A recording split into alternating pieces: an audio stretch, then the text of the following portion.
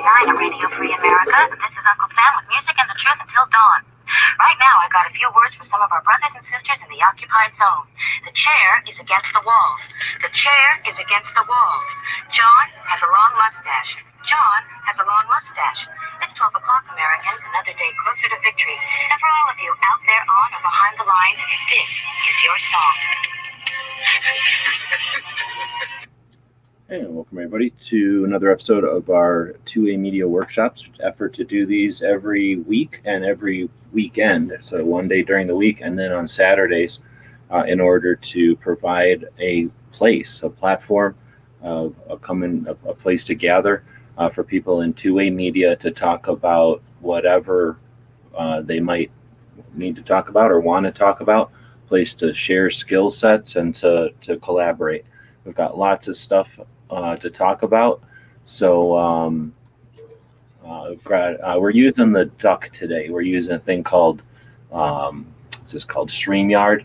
We call it the duck because I'm not paying for it. I'm using the free version, so you're going to see the little duck icon. I'd rather use guntube.org. The chamber over on guntube.org is a little bit better software, but it's under upgrades right now. It's doing some upgrades right now. So we're using this. So we're going to be limited to 6 people. I might have to shuffle people into the green room, but we got 2 people driving who joined in right away. So I'm guessing they might not be here for the long haul unless they're driving somewhere. So anyway, I want to thank Night Strike for jumping in, Mike from GunTube for jumping in. He's the first one to have jumped in tonight or this afternoon, depending on where you are. Hey, thanks for the invite. Yep, I know you're working, so I'll just keep going. John is driving, John Crump from the Fireside Chats. I was on last night, and thanks for jumping in. We're going to chat with you first because I know you've got least time, and I want to talk about your subject first, but thanks for joining in.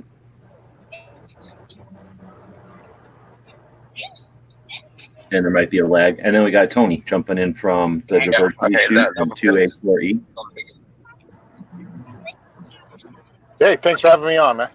You bet. So, Tony, you got a minute, or are you just jumping in? Yeah, I got a minute. I can actually wait because I'm going to hit a dead zone in about 30 seconds anyway. So please go ahead. Right on. So I'm going to jump in with John. You mentioned before we went live that you wanted to plug your son's. Well, I'll let you plug it. Go. Oh, you're still muted. You got to press the unmute button. I had you mute before. Thanks.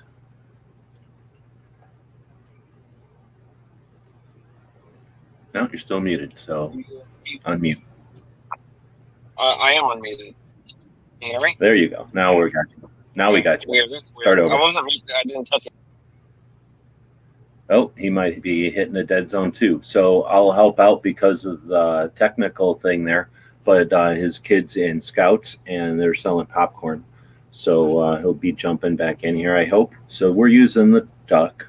And that means he's going to jump into the back room. And there he is. I'll bring him back in. All right. So I just mentioned that your kid's selling popcorn for Scouts, but go ahead and. Yeah, I was just joking about that.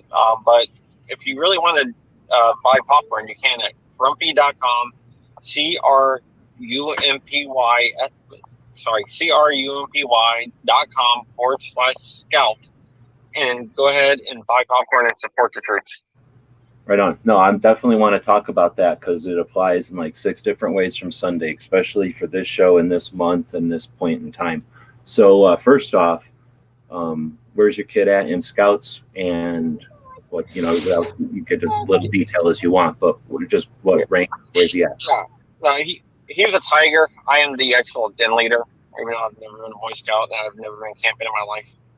Oh, okay, good. I'm glad I asked because you're talking Cub Scout. So scouting can last at least it used to last a kid from, I don't know, 2nd or 3rd grade, if I remember right. You could probably get into Tigers. And then, how old is he to get into Tigers? What grade?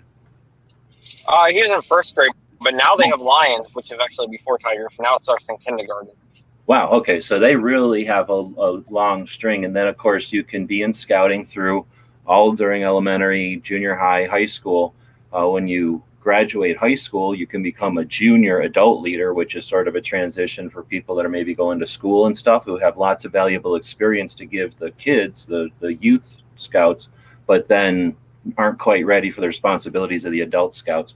And then, of course, lots of parents and lots of people that just enjoyed scouting and value and understand what scouting can pass on generation to generation, those people will come back as adult scouts. So you can literally be in scouting your entire life. Most people, if they have a scout in their family or whatever, are going to be involved their whole lives also, basically from when you're a little kid. If your older brothers were in, you've been in scouting your whole life. So I just wanted to bring that up. Let me ask you a question. If you don't want to answer it, feel free to not answer. I know you're in the car and it might not be appropriate.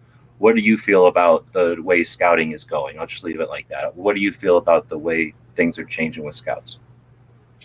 I like the new changes about allowing females in, because I think it's an alternative to Girl Scouts, which is like really politicized.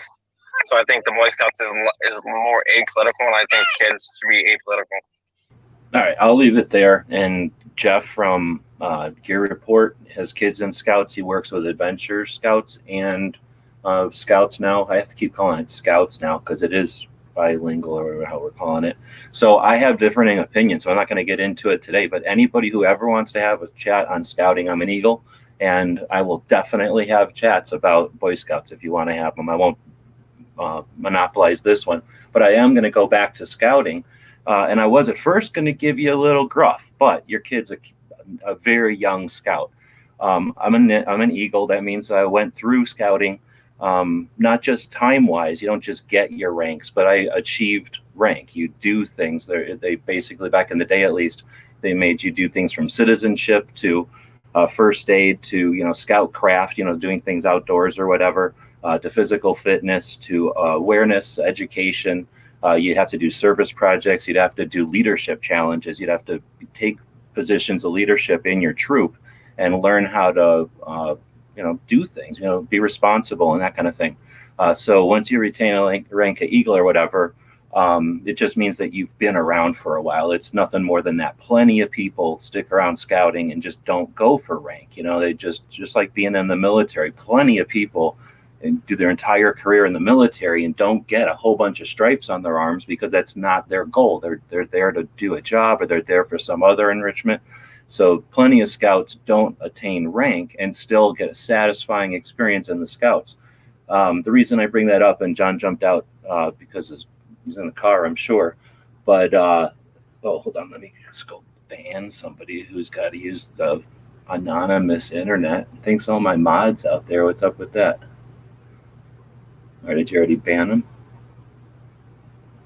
Their own channel? What's going on here? So, I'm not screen sharing, am I? Good. Got distracted by a hassle over here. But when we're talking about scouting, I just wanted to say that I've been in scouts for a while. So one of the aspects of scouting that's super annoying, and I never liked it, but I understand it today, was salesmanship, and I hated it. I wasn't trying to be a salesman, and I didn't want those skills, and I've never really used them. But now I understand the concept of kind of the point of being a scout. Go ahead and ban that guy. Why aren't y'all banning that guy? What am I here alone? You got a wrench, right? Don't say please to anybody. I have a 0% tolerance. What is going on? That guy's not just blocked. I want him off of my channel. This is not your chat room. This is a conversation for two-way media. You're welcome to participate. We encourage it, but no, don't abuse an anonymous platform like a little dink and disrupt it. That's all they're doing. So anyway, one of the I don't know. I haven't asked, or at least I don't remember. Tony, were you a scout? If he's not in a dead zone, right? Strict. No, I'm not. I'm out of the dead zone. Sorry. Yeah. No, I was not. Okay, and I'll know, but that doesn't mean nothing. Like I say, if you had family members or somebody you knew from school or something was in scouts, you might have experienced some of this stuff. But one of the things, like I say, was salesmanship. We'd appreciate every summer going out and doing stuff. In fact, that's one of the reasons I enjoyed scouting so much, is I was in a troop where each summer when we weren't in school, we would go do something really cool for a week, and it cost money and it would take time, and we planned all that stuff out throughout the year, and we made goals to raise the money, and we'd do pancake breakfasts, and we'd sell poinsettias. I guess somebody hooked us up with poinsettias wholesale. We'd go out and sell them forever, and then when they arrived, we'd help deliver them. Well, we delivered them, and you started doing that stuff. I forget Scouts now. It's been a long time since I was in all that stuff. But you start when you're in elementary school, and you start getting bossed around by kids in high school, and eventually you're in high school and you're bossing around kids in elementary school, and it's not quite military, but it's certainly got some, some, you have to listen to the people. There's some, what do you call that, like structure to it. Nothing, you can go home if you want. You don't have to be there, but if you want to participate, there's some structure, and you learn the structure, and you end up participating from both ends. And at least for our troop, not every troop's the same. That's another thing that's cool about scouting. But our troop would pretty heavily do some fundraising stuff, and I wasn't bad at it. I wasn't great at it. I wasn't a superstar, but I was always pulling my weight. And I thought of it as like one of the boring, dumb parts of being able to do the awesome stuff that we did. So we'd go on canoe trips in Canada, the boundary waters between Canada and Minnesota. Awesome places. And we'd go up there for like 10 days in a canoe with canoes, like 6 canoes, just a bunch of kids. There was probably an adult or 2 with us. And we'd book off, and we were this was before cell phones or nothing, no satellite, nothing. We were just gone for like 10 days, and then you'd come back. And then if you weren't there for 20 days, I guess they go look for you, right? So this was fun stuff, and it cost some amount of money. I honestly don't have any concept of how much money that costs now, because I don't know if I was ever that involved, but I participated for sure. And, we'd be frugal. We'd buy our food and make our beef jerky and stuff weeks ahead of time for these trips. And we'd go out and make money. And again, I wasn't involved in planning the fundraising activities, but I had to participate. And now I see that as an opportunity to talk about. And John was just in here, and his kids doing the popcorn. And like I said, I was going to give them crap, because as a scout, that was like the weakest thing to do, is go stand in front of a grocery store, a little table, and your mom and maybe your younger brother for sympathy, or your little younger sister or something, and then beg for people who's going into a store to buy stuff, to buy your popcorn off you. In fact, a lot of stores told them to scram, just because it was kind of unfair for somebody who ever got there earliest to do it. But the rest of us, as far as scouts, always thought that person was the weakest link, right? Like, just if they achieved anything in any kind of competition, it was a fake win, right?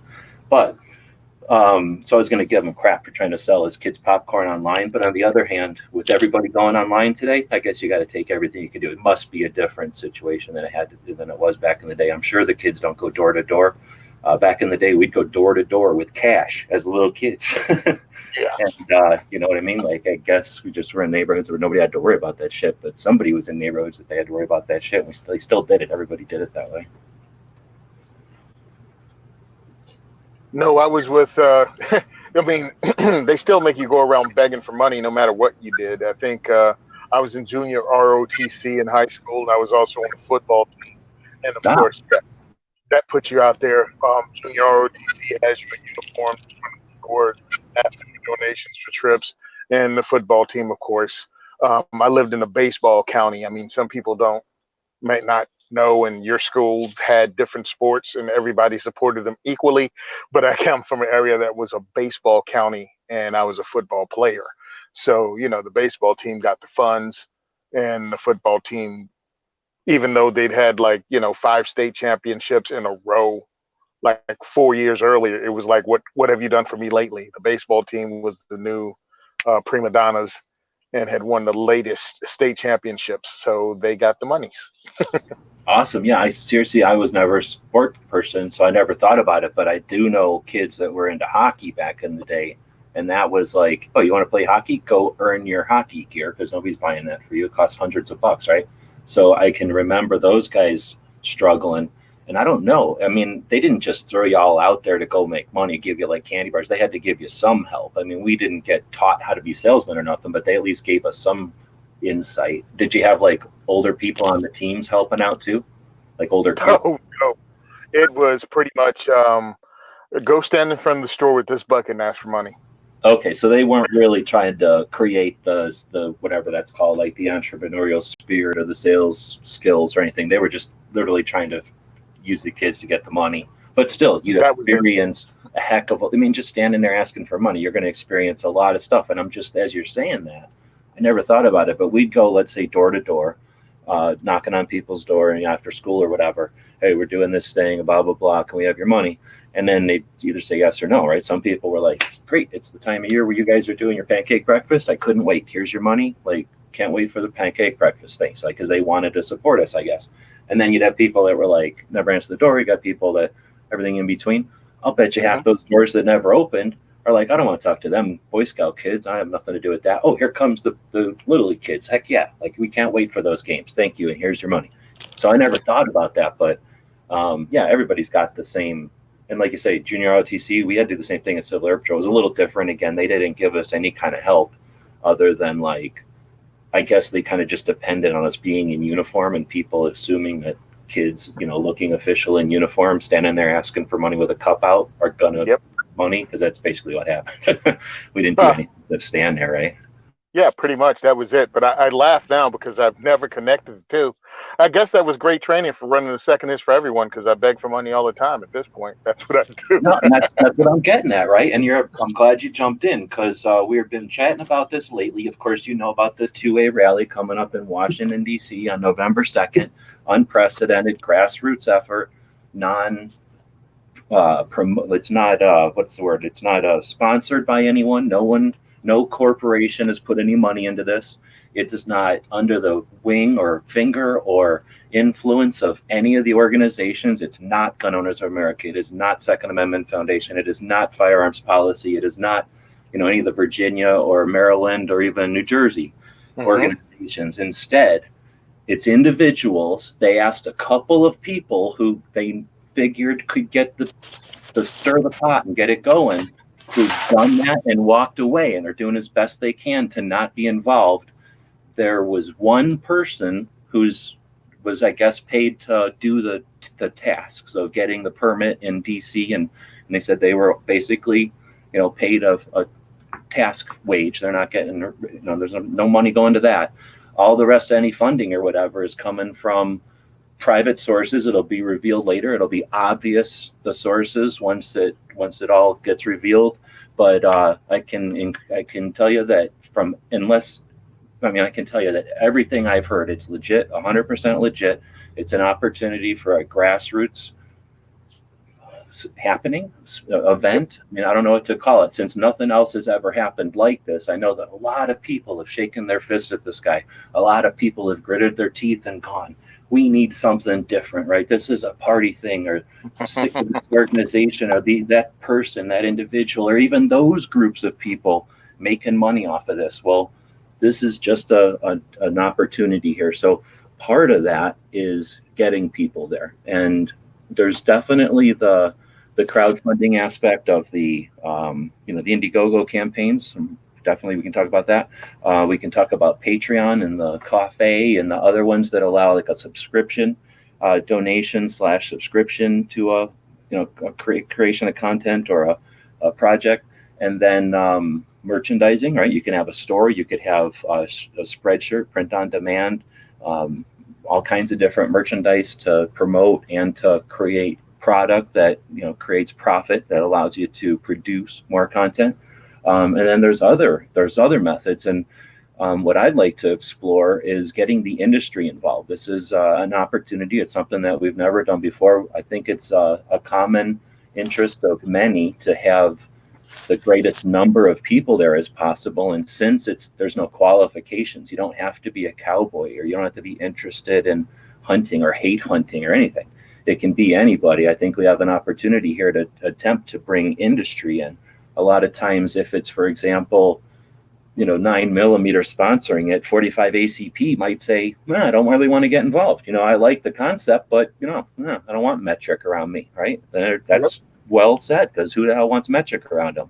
But if it's nothing, it's caliber diverse, then this is an opportunity maybe to get some gun shops. I've been harping on this. I know from hanging out, working at, sitting behind the counter for a long time, I ran the websites for pretty much every gun shop in Tucson, Southern Arizona, and the ranges and all kinds of stuff. So I've had an opportunity to stand behind counters and see all kinds of things and talk about things like how much they're spending on advertising. And hey, the metric system didn't get us to the moon. Just saying. But I'm just chatting with people in the text chat there. So anyway, what was I saying? Well, I guess we're saying the 2A rally is open for everybody, and I'm hoping that gun shops, or there might be some potential for content creators or just individuals to do something creative with either a gun shop or a manufacturer. Those are the obvious choices, right? People that are literally in the industry and would have some interest in getting people to an event like this one. But also, yeah, I'm going to actually be coming down. I just announced it the other day, and you cut out after you announced it the other day.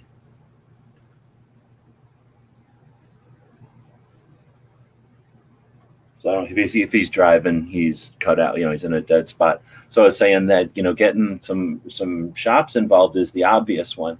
But what we might also think about is getting I'm thinking of a couple of car repair places that I know that the owners are super gun friendly.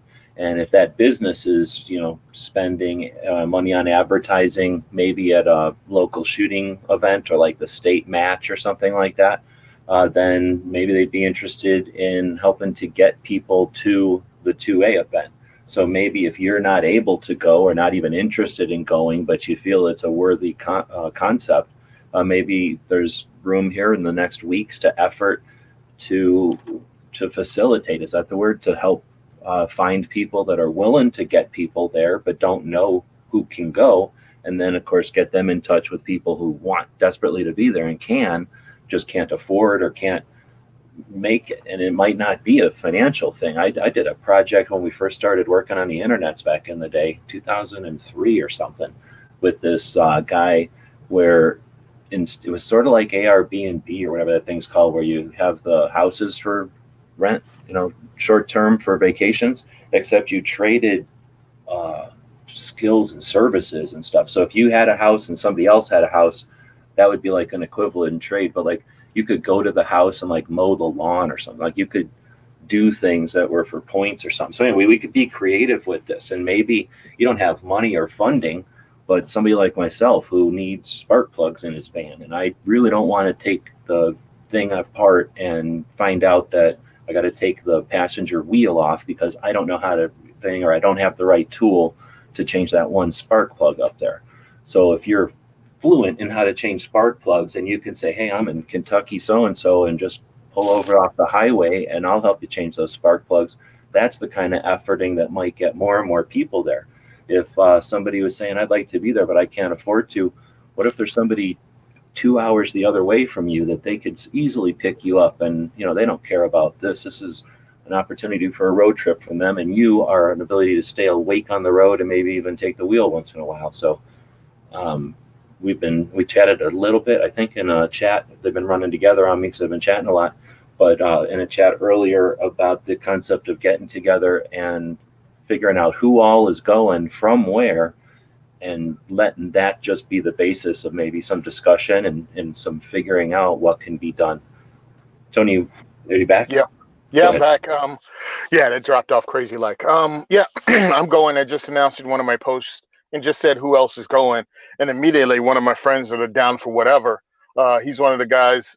Him and my partner actually drove out to Indianapolis for NRA convention just to vote for Anthony Calandro, and then drove back to Jersey. Like they just drove out, voted at the NRA convention, had dinner, and drove back to Jersey in like one straight shot. So these guys are really down to get stuff done. And they were like, hey, I'm going. Want to get a van and we can all just roll down together? There you go.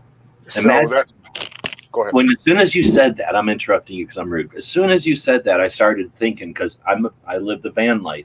When somebody's driving a van and there's like 3 other people or 2 other people or more in that van, imagine being a fly on the wall in that van. I hope you guys run live or something, or at least run a recording and edit out the stuff that's not appropriate, but that's going to be an awesome conversation. And that's the ripple that happens when the spark of a gathering, and that's something else I wanted to throw out there. We live in a world of stream at this point. When I got onto the internet, it was lakes. It was creating pools of knowledge that people could fish in, that they could surf, right? You had bodies of information and people would browse the information. That's it. The internet was an accumulation. It was filling still. Well, now it's filled a lot of the hard drives that are out there. It's filled a lot of the servers that are out there. It's ruining things like Night Strike because he's over there efforting away to make his pool bigger. But, you know, private water features, what are you going to do? So you've got the internet that got to a certain point where there's a lot of info there. So the goal kind of either shifted or trends shifted and people became more familiar with this internet, started using it in different ways. And now the internet is a stream. Now people sit in one spot. They don't surf the internet so much anymore. People go online and they sit down at their workstation in the call center of their social media platform. They sit in their little group or their little profile, and then they just watch the stream, the flow, the feed of information that comes by to them. It gets delivered to them, and they just sit there and go, next, LOL, next, I agree, next, no way, next, yes, next, LOL. And that's the world we've gotten into. And of course, it's easy to be manipulated when you got the little robot spiders that run on the tubes, you know, that decide what's going to show up on your screen. If those robot spiders are evil, they're going to manipulate you by putting stuff up they know is going to either push a button or whatnot. I mean, I don't know if you guys have used Grammarly. Have you used that Grammarly? No. What is that? Have you heard about it? It's just a spell checker, except that it's a spell checker with AI, so it's scary. I use it as a spell checker because I spell bad and I'm dyslexic, so I miss words something once in a while. So, you know, just to make my emails look better. It's a free app. It's a browser extension for Chrome. There's a commercial for it on pretty much every other video you watch on YouTube these days if you don't have a pop-up blocker. So, you know, I see the ads all the time, but that's to pay for it, I think. I just use the free version, right? And I don't know what the difference is. The free version is just a spell check and some other stuff. But the other stuff is crazy. I'm writing an email. You've seen the email because I sent it to you, begging a slot on your show, right? And in that email, you know, the words I used or whatever, or the paragraph structure or something, it'll tell me at the bottom, this is aggressive, or this is business-like, or this is comforting. It's like this AI can tell from the gist of my writing what the tone of it is, so that I can tell it, oh, I want to take it down a level of intent, and I want to up it a level of humor, and they'll suggest places to edit this, you know, just like a spell checker. Get the frick out of here! Really? And that's a free app that you can just use. So more than likely, it's free because they're gonna use my interaction with it to feed their AI brain so that it gets smarter and better. And that just makes it better for everybody because the people that are paying for it get a better product. So by giving it to some of us to some level, we feed the AI that, you know, teach the AI so that everybody has a better experience with it. But what's scary is if you think that if a free app that helps you spell check can do that as a side thing, then what you do on Facebook is engineered and figured out ahead of time. They did not accidentally send you nothing. Very little of it is.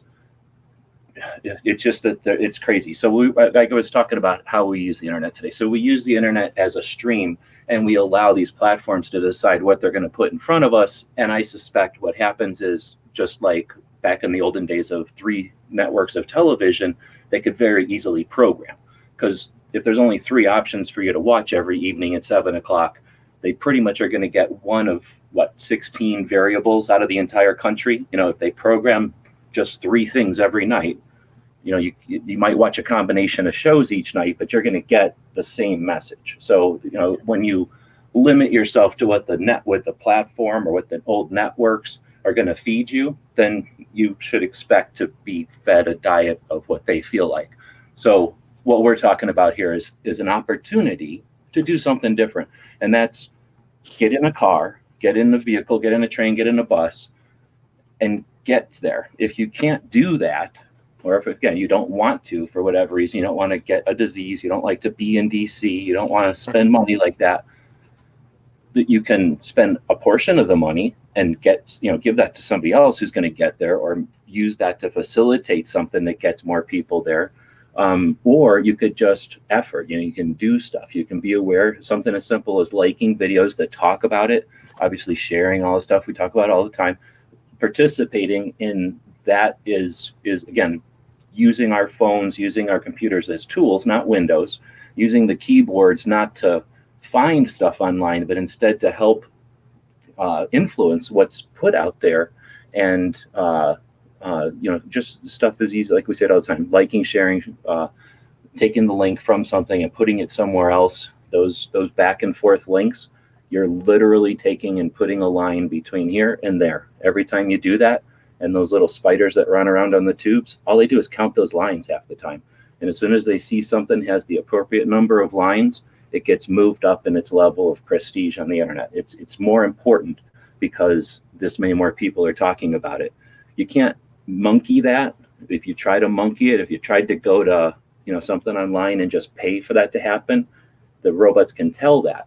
But when genuinely people just start to use their computers more, and especially people that have our similar point of view, that isn't something that is interpreted as Jimmy in the system. That's just what they're looking for. That's giving them data that they then sell to people like Bloomberg, who's an idiot, and he doesn't know anything. He just pays for that info, and it tells them, hey, gun owners are likely to do this and this. Gun owners will pay this much for such and such, and blah, blah, blah. So he puts a very small percentage of his income to poking us, to messing with us. The more we, instead of using our computers to watch what he's doing to us, if we start influencing it, we're better off. And this is an opportunity to do all that stuff. So I'll shut up. Tony, you going to say something again? Yeah, dude. I mean, it's really true, and it's funny because people do watch it. When my partner Sean and I drove down to the New Jersey SafeCon, Second Amendment Foundation Education, Second Amendment Firearms Education Conference. Sean said, "Hey, let's do a live." So he started it out pretty much as soon as we got in the car, and it was like an hour and a half, 90 minutes. Plugged it in, stuck it in the corner, and we just had conversation on, I think it was Facebook. I think we did Facebook Live so people could interact. Like 50, 60 people came in during that Facebook interface. And then we saved it, and even more people watched it afterwards. So, yeah, man, people look at it and are entertained by it and also feel like they're part of it. We got a bunch of people that come down because it was in Glassboro County, which is way out of the way in Jersey for a lot of people. And he just did his thing, and it was really amazing because I was like, who would listen to two guys driving, to an event? A lot of people. So yeah, we might make this into a trip. I'll be talking about it more tomorrow. We have something going on, so it's going to be more about what's happening tomorrow. Right now, we have our Minuteman Challenge Chip Holder Championship, which is the competition we came up with just to get people out shooting their guns at the range. And we have the championship tomorrow, and we were giving away a lot of cool stuff.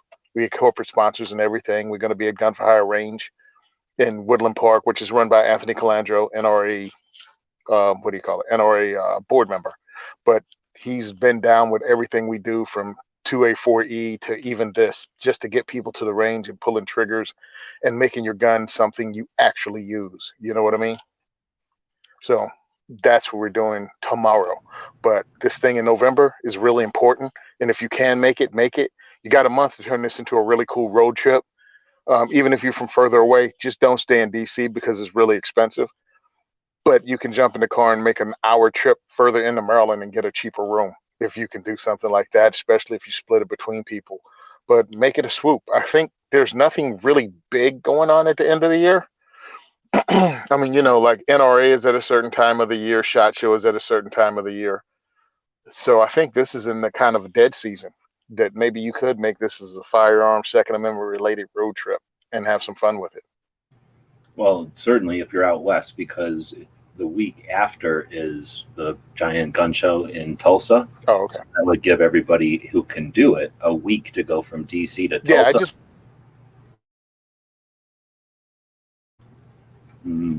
Is that Tony froze? Did I freeze? My counter's still working. Is Night Strike in here? Let me know from whoever's watching if something froze, if you can hear me. But I'll go back to when Tony was talking about people watching the road trip. Thanks. He must have just hit another dead spot or whatever. When he was talking about people watching the road trip, we started doing that in 2009 or 10 at the latest. And we were using, I think at first it was QIK, and that was just an app for the, whenever Ray's, and what was the first thing called? Whatever the first smartphone was that called is it called an Android? Whatever that first smartphone was called, there was an app for that called QIK, and we used that.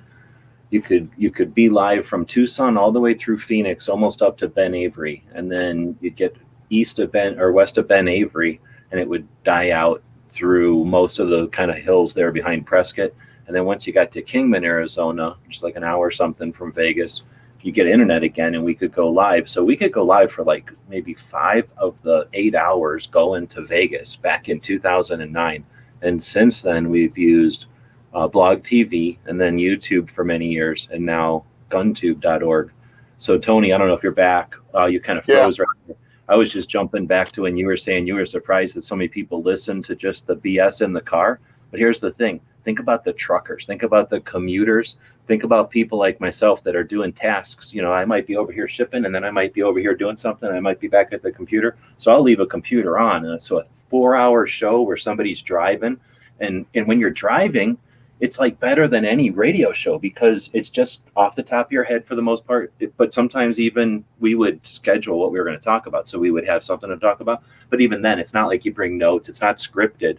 And it's big, long chunks of chat because you're driving. You got nothing else to do. Nobody's getting up, and maybe you get a phone call or something, but it's some really neat stuff. So, I was going to go let you get back in it, but I was just going to say, I think it'd be cool if you guys ran a live, or like I say, at least record something while you're driving. And then if it is cool, I mean, if it's just all like, hey, we went fishing or something, it might be interesting anyway. But, if it's not appropriate, don't bother. But I'm just saying, think about, you're not the only people driving. There's going to be tons and tons of people driving like that. They're anticipating tens of thousands of people are going to show up. So that's a heck of a lot of carpools, right? Yep. And plus you also have that Instagram that you can do, or you can split a show and do it with other people live as everyone's driving in from different directions. I mean, because I've done it, with Kevin Dixie. I've been on with Raj. I've been on with Carrie from We the Armed. We the Female. We the Female. I'm sorry. Yeah, and that's an opportunity too for somebody to come up with some sort of neat like round robin, or I don't know, something where we can. It's an opportunity we've never had. When we gather as industry, it's always been for something like a SHOT Show or an NRA show or your the show up in Pennsylvania. Something like that. We're there for an alternative reason. Even when we go to the Gun Rights Policy Conference or one of the individual shoots, we're there to do something or to get something accomplished. We're literally going there to be there. We're going there to show our solidarity and to assemble, to use our First Amendment right of assembly and free speech, but the assembly part. And since there's no other goal than to be there, like, is it Carrie and KD are doing something for, I think, it came out of nowhere, but they, again, playing around, they're taking the first 10 people who kind of raise their hand, I guess, and say they're efforting to be there. They're going to take those 10 people to like a lunch or a breakfast or something and chat with them about kind of like what you guys did at KD's Shoot and Learn. Okay, cool. Abbreviated version, in a breakfast. So there's that kind of stuff that's going to be a potential. I can tell you from, again, the kind of the people that created the thing are nothing. It's going to be obvious when it's all done, but they're not industry. They're not nothing. They're not affiliated with nothing. Their only goal is Second Amendment. They asked a couple of people who could get the ball rolling to do that, and those people did. And now there's a whole bunch of people doing their own thing, and that's where, when we're talking about people driving in and doing it, and you're talking about just the Instagram, Like maybe somebody will come up with I don't know. Somebody will come up with all kinds of ideas. We got a month to come up with what to do, and we're there. I guess first we have to figure out how to get everybody there. But what an awesome project! What an awesome thing! And if you're still in good internet or whatever, I wanted to ask you, because you're talking about the diversity shoot tomorrow, or excuse me, your Minuteman shoot tomorrow, which is something you've scheduled for a long time. You've been doing that. This isn't the first one, so it's something that people have been planning on and doing. And then this thing shows up in the middle of nowhere. For me, I had my big crowdfunding thing that I've been literally planning for like 3 years. I've like put it off for 2 years, and then this was the year, and then this thing happens, and I'm like, well, crap, do I put it off for a month, and then I might have to put it off for another year because it's a calendar type of format. It needs to kind of come out at the beginning of the year. I was like, dang, should I? And then I was like, you know what, I'm going to do it anyway. And again, it goes back to comfort zone and challenge, and if this was, I kind of think of it too, like, let's say we had Clinton, something horrible, and we just had like a very inefficient Congress or something, and all of a sudden we really had a challenge to the Second Amendment out of nowhere, like boom, something really bad happened. People would need to be there to gather. Like that would be a necessity. And since this isn't, it's even more significant. But because it isn't, we're all also saying, well, maybe I don't need to be there. Maybe it's easier not to. Maybe I should put this off. And then I was thinking, that's how we become soft when we think about, well, this isn't the emergency yet. So that's how you get soft, right? When you want to remain vigilant, you prepare. You don't assume that because you bought a rifle, it's going to work for you on Sunday at the Minuteman Challenge. Instead, you go to the range and you zero it in. And then you go to the range quite often, maybe when you feel good and when you feel bad, when you're tired, when you're strong, when you're awake and when you're sleepy, and you shoot all those different times so that you learn yourself and you learn that gun, right? So if worst thing in the world ever needed, not just the Minuteman Challenge on Sunday, tomorrow in New Jersey at Gun for Hire range, right? But instead, you need that for the ultimate. You're ready, right? You become vigilant. You've been vigilant. You are ready. Well, politically, financially, what is the word? Communally? Like, are we vigilant? Are we ready to? I mean, when I was in the reserves, I don't know when you got out, I was only in the reserves ever. So all I know is either being in training where you're full-time, Army for me. I'm in training. I own, the Army owns me, and then they kick me back out and I go live life and I come in every weekend or whatever and they own me. But, what we did in the reserves was muster. Get ready, get ready, get ready. Do it real quick. Okay, you know what you're doing? Go put it away. Because putting it away is half the fucking work, really. So, go get ready, get ready. Because if you don't put it away right, you're not ready next time, right? So, how to kind of practice. So, I'm kind of, I guess, habitually, I'm used to preparing and practicing and preparing and practicing and making sure and putting it away and making sure and putting it away. And some of that is to make sure that the Russians knew that we were practicing and we were putting it away and we were getting ready and we were putting it away and we were getting ready and we were putting it away every month, right? So the Russians knew that a whole bunch of us were doing that. They left us alone. So as Second Amendment advocates, are we going to be like, well, that seems like an interest. No, I think somebody's going to go there and they're going to have a ponytail and a flag I don't like, or they're going to have a gun on. And I don't want to go there because I don't want to stand next to a guy that's not going to be professional. Some people think that you don't need training. Some people think you need too much training. I don't like the way other people whine about things. Are we going to be that? Or are we going to be already the fucking road, put it together, come back home, take it apart, and show the others, show the political strategists, oh shit, they're not even in danger. They're just doing it.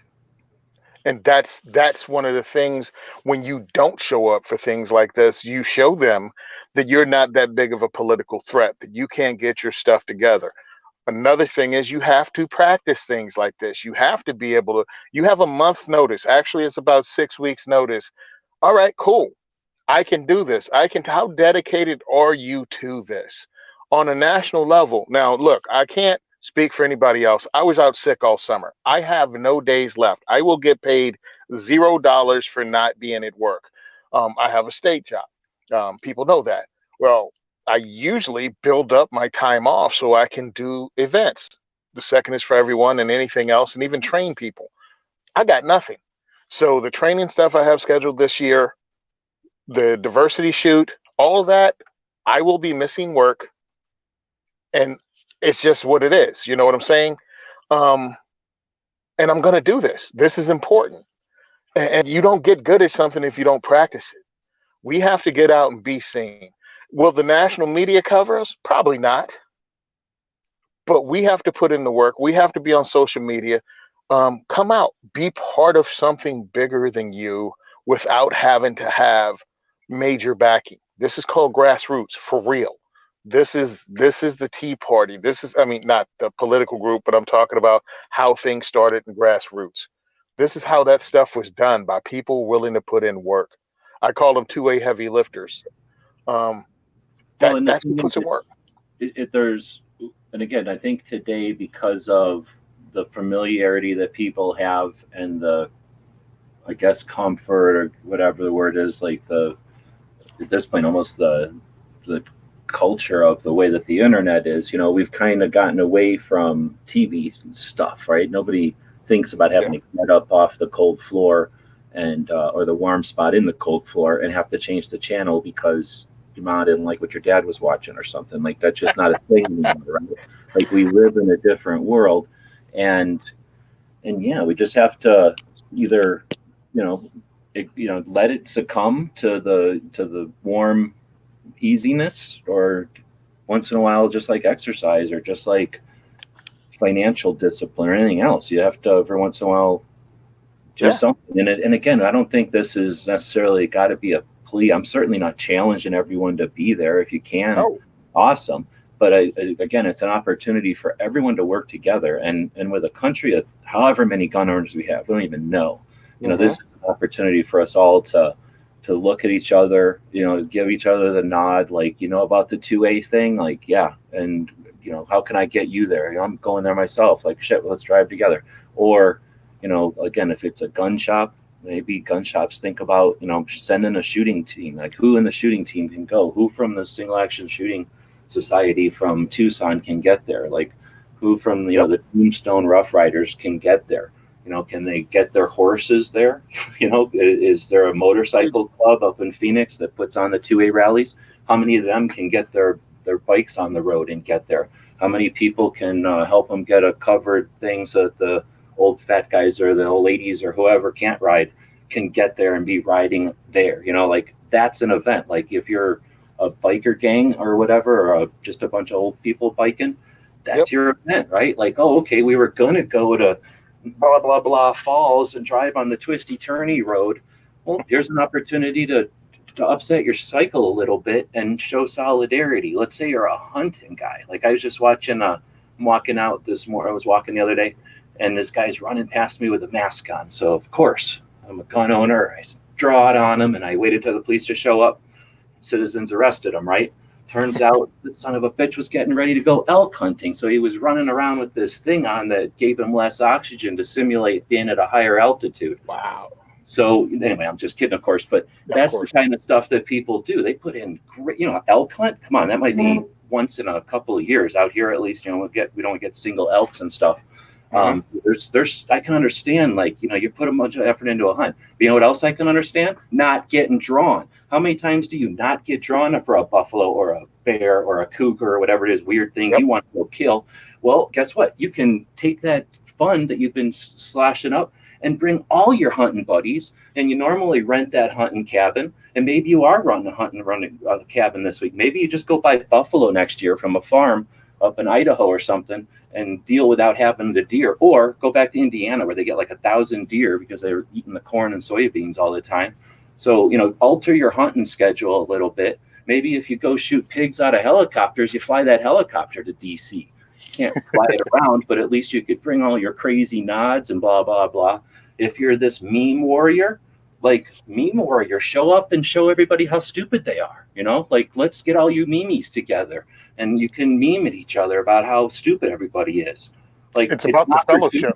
Yeah, exactly. There's so many possibilities for people to just change this year's thing a little bit and effort towards the same thing. You don't have to, but maybe focus on it. If your thing is hunting and you've been watching so-and-so who does such and such, but somebody else over here, Ted Nugent, I don't like the guy. He literally ran me over one time at the NRA show 2009. He got pushed out of the way. It was horrible. I still have flashbacks to this day. So I'm not a big fan of the guy. He's out there petitioning. So cool, right? Like maybe you just do something like that, like highlight people that are doing this instead of the people that are sitting there doing nothing, ignoring it. How do we get the people that are huge and that have the influence? You know, that a lot of times the discussion comes back to like, well, why don't the people that can do it? Why don't the people that are bigger than me do all the work? Why do I got to do it? Right? That happens all the time. All the time. You know what happens is you go do it, and then the losers, the people that exploit, the people that can only do whatever's easy, and that always get everything handed to them, and it's always easy for them, it's because they always walk down the path that somebody else figured out first. So go be the guy walking down that path. Like Jeff Knox's dad would say, Neil Knox would say, you can be amazed what you can accomplish when you're not worried about who gets the credit. Walk down that path, support the people that are walking down that path, make sure that path gets a little worn. Guess who will be at the next big rally? Guess who will be there with the banner that I've been to pretty much every rally so far. And they do come. I mean, they listen, be a trailblazer. Don't worry about who's behind you. Just get it done. And I mean, that's how things happen. I was worried, you know, who does what? Who does this? There's nobody who, you know, goes to minorities and try to get them to participate in the Second Amendment politics or even joining groups. And my boy said, why don't you do it? So I did it. I didn't worry about who else would do it after that. It's like, okay, this is the thing I'm doing and this is how we're going to do it. We had that little red jacket moment where it never been done before. At least I haven't seen it in Jersey, so I did my thing. There are better ways to do it. There's faster ways to do it. There's more efficient ways to do it. But this was Tony's ways of doing it. And thank goodness that people stepped in and companies have stepped in, but you had to put in the work first. Come out to the event if you can come out. If you can't, support somebody that does.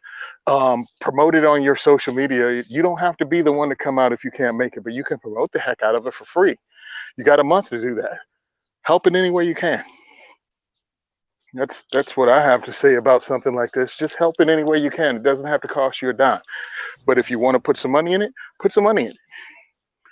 I mean, you know, some of the higher level people or some of the people that are coming if you've been following it on social media.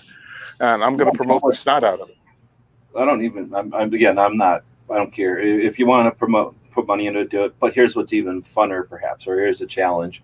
Go find somebody you know that has a bunch of money and challenge yourself to get them to effort. Or find somebody at a gun shop who you have a relationship with and figure out a way to just get it where you can put a pamphlet in a thing. Like, it doesn't have to be a money thing. This is a challenge where we can be creative, think outside the box. And again, you don't have to do nothing. I'm just throwing ideas out there. Yep. I feel like I know we are yelling at the sky here, and I hate to do that. And because it seems desperate.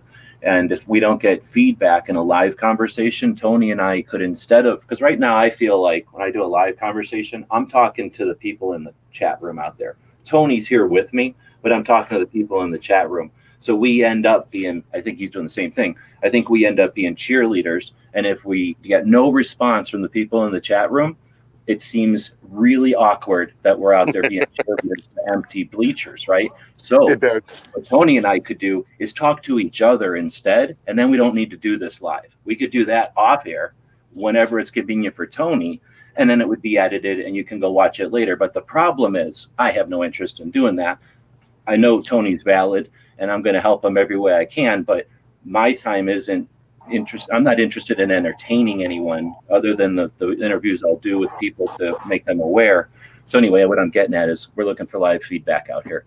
I did get an email back from Paul Lathrop, who's never emailed me back. And I'm just going to say I've emailed him pretty much every time I've ever done a live show. Oh, okay. Every single time. But an hour ago, he said, when? And I just now saw that he said that. So I replied to him, anytime, jump in. Clover Tech is over on Gun Channels, and I've dropped him the link a couple of times now. And I've offered Kingpin. But if Saturday afternoon, if people are busy, we don't have to push nothing. So Tony, are you in, or are you getting an end of your ride here? Hold on, yeah. I just got home and the dog was going nuts. She just came outside. Yeah, I just arrived. Yeah, I just arrived home and I'm about to have dinner. But as far as cheerleading, I want to go ahead and speak on that really quick. Oh no, take as much time as you want. I just don't want to hold you. But yeah, you take as much time as you want, Tony. Sometimes we need it. Look, I became friends with Tim Knight when Tim Knight from Colorado, he did a recall in Colorado and got 2 of their senators recalled a few years ago. Well, Tim, before he ever got elected to NRA board of directors, was still going around the country and being a Second Amendment supporter. And he came to Jersey when we were working to recall our Senate president. That's when I met him. I hadn't started 2A4E, but I started being politically active. Well, I live in Jersey. We get kicked in the teeth all the time. We have, more and more infringements on our rights happening. And every now and again, you feel beat down. You feel beat down like, hey, everything I'm doing, hosting this thing every other month, being on multiple podcasts every week, trying to spread the gospel and trying to get people to actually volunteer and participate in 2A advocacy. And then 10-round magazine limitation, red flag laws, and all that stuff passes. And I reach out to people like that. So yeah, sometimes you need the cheerleading. Sometimes you go, for someone like me, and there are other states that has, Second Amendment stuff passed, regardless of how hard the small group of grassroots people work. You need cheerleading. You're doing the right thing. You're fighting a bigger fight. You're on the right side of freaking history and all of that. Sometimes you need somebody to tell you that. Keep it up. Go down swinging, because going down begging is just a horrible thing. I'm going to keep this fight up no matter what. In any way I can, I will keep doing this. And I hope to motivate other people to do this.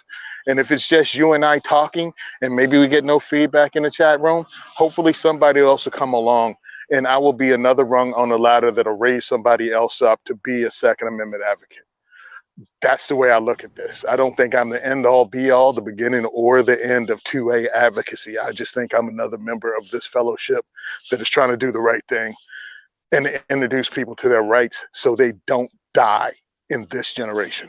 So that's why I'm doing what I do in every aspect of what I do, from training to the competition to the diversity shoots. It's all to bring awareness and grow this, from gun owners themselves to people that have never touched a gun to only people that are mildly interested. You know what I mean? That's why I do what I do. That's why I beg people to help us out, from the industry to the guys listening to this show and ladies listening to this show. I study. I study to be a better instructor. I go to classes and try to learn how females teach. You know what I'm saying? So I can learn a different way to talk to someone without maybe intimidating them. It's all about spreading the knowledge. I'd like to have other apostles with me. However, I can get you to join me in this mission, all of us, of growing the Second Amendment and keeping our civil rights alive. And I think it's on a higher level. I really think this will keep our country alive, doing this, because once the second goes, other stuff is being infringed upon as we speak anyway. And I think it'll only going to get worse and only accelerate afterwards. So yeah, that's why hopefully I get people to come out. Hopefully people are entertained by me, or go, you know what, I'll try. He's just a regular dude. I'm just a regular dude. He makes a difference. I can too, because you can. However you want to do it, you can. No one has to step in and do what I do. Just step in. That's what I got to say. Sorry, didn't mean to go on so long. No, I'm glad you did. The only thing is that I had something right when you started that I was going to address, but then you hit like 3 other things. I guess when I was thinking cheerleader, I guess I wasn't thinking the encouragement side as much as just us dancing around in front of nobody. Okay. So that's all. But yeah, and I'm not like Clover just jumped in and Kingpin just jumped in. Thanks. I'm not like Clover, where I think of the people that might watch this after, because nobody watches my shit after, really.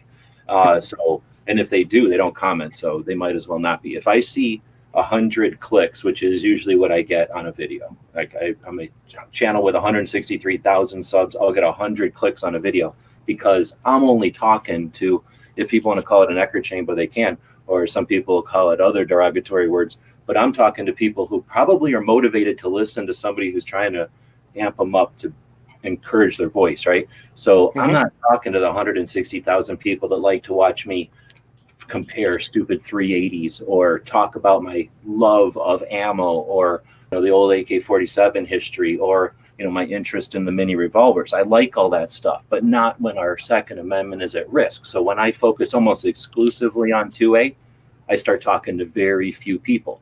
Clover, on the other hand, always started from being open and bringing people in from that were creators that weren't on firearms, so they're listening to him for that. He brings the kids in, probably bring an audience in there. So he gets audience. So he does a live show and thinks of both the live conversation we're having, like we're having right now, the conversation that's happening in the text, and what's happening in the future.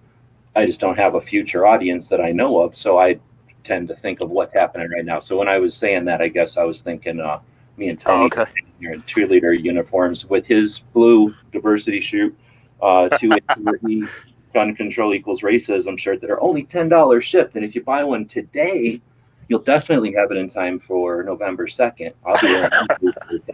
But I think that's just wasting our time. But I was wrong, I'm glad to say. And there was a couple other points there, Tony, but really appreciate your time and jumping in and what you're doing out there. So all right, appreciate it. Oh, and the reason I brought Tim Knight up is because I use him as my cheerleader. Sometimes I text him when times get hard, and he goes, "Hey, keep up the good work, man. Just do what you do." And it just takes somebody like that who pretty much ended up in the hospital with his advocacy. He ended up in the hospital after it was over with. And I'm like, I'm not going to do that, but I'm going to. How many questions you asked the poor guy? Dang, I was going to say you can call me, not if I'm up in the hospital over it. No, he ended up in the hospital after the recall. All right, guys. Thanks a lot for having me on. I appreciate it, man. Have a good one. Always. All right, so Clover and Kingpin jumped in. Nice strike. He's only here for the money. He already said he came in, he ate all the green M&Ms, and then he left. Sorry, there's no green M&Ms left. He also, I think, peeled all the ham out of all the submarine sandwiches, so you're going to have to deal with it. He's over there using gun tube money to play around or something. So that means Clovertack and Kingpin are here, and they get to solve 2A for us. Thanks for joining. Yeah. Thanks for having me.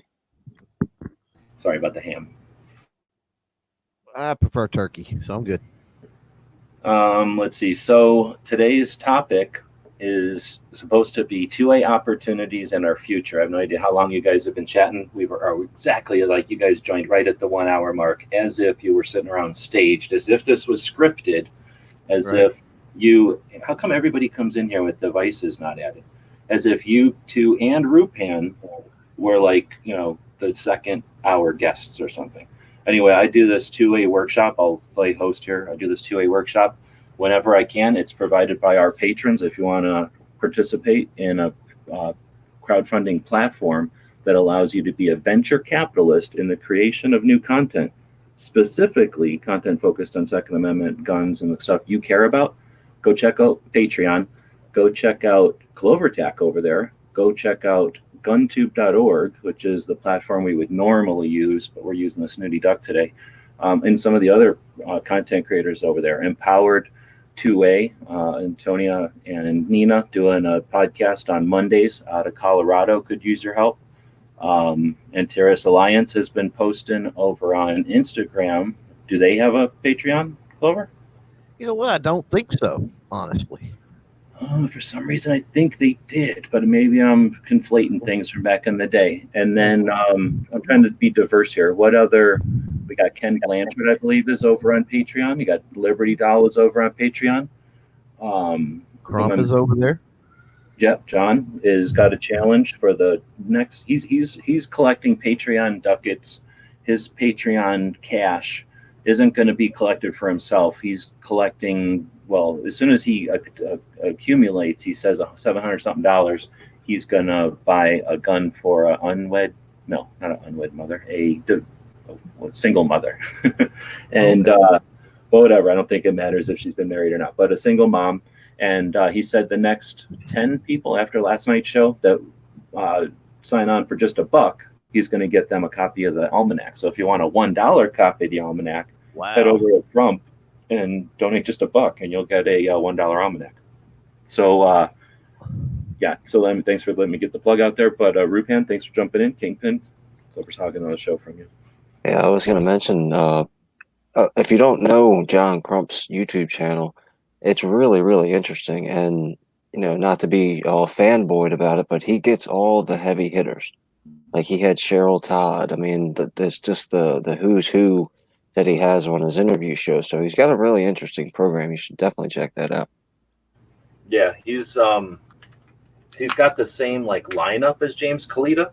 I still like James Kalita's show a little better because it's cleaner and he's probably just more fluent with it. Because James will just, I'm James Kalita. This is the whatever out of order James Kalita podcast. I've got Clover Tack with me, Chris, and then you won't hear James again until Clover's done talking, and then it'll be like, this was the out of order podcast, and then he ends it. That's still my favorite podcast just because it's just 100% the guest, but John is pretty close. Mhm. Clover, he's about like Clover. Like they talk, they say stuff, they interact. I like the conversation. It's part of my problem. I mean, I enjoy. Well, everybody's got a different flavor, and that's where you get. If it was all just letting them talk, it would just be like watching them reading their diary over time. Like it would basically be the same thing over and over and over. Well, So, I'm just saying that's the skill or whatever. I think about it this way. I mean, we've all been to NRA, SHOT Show, here, there, and the other, right?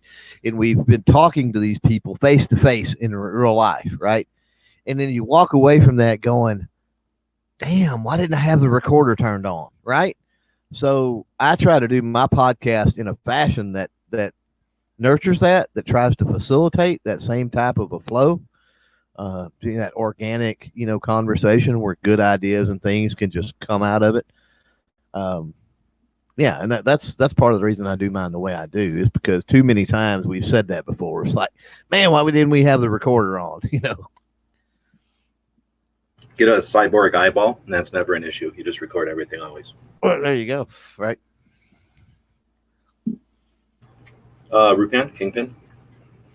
Light Strike's just hanging out, eating ham in the background. He's not going to join us. By the way, I don't find I'm not finding an Terrace Alliance on Patreon. So I might be confused. Maybe it was just you guys constantly. No, I was thinking. Yeah, I'm just mixing it up, I guess. Yeah. I like what you were talking about, the cheerleader thing, and a lot of times, we kind of give ourselves a little bit of a thrashing when it comes down to preaching to the choir. But I like your view of it, G-Webs, where you're not necessarily preaching to the choir, but motivating the quote-unquote base, as they say politically.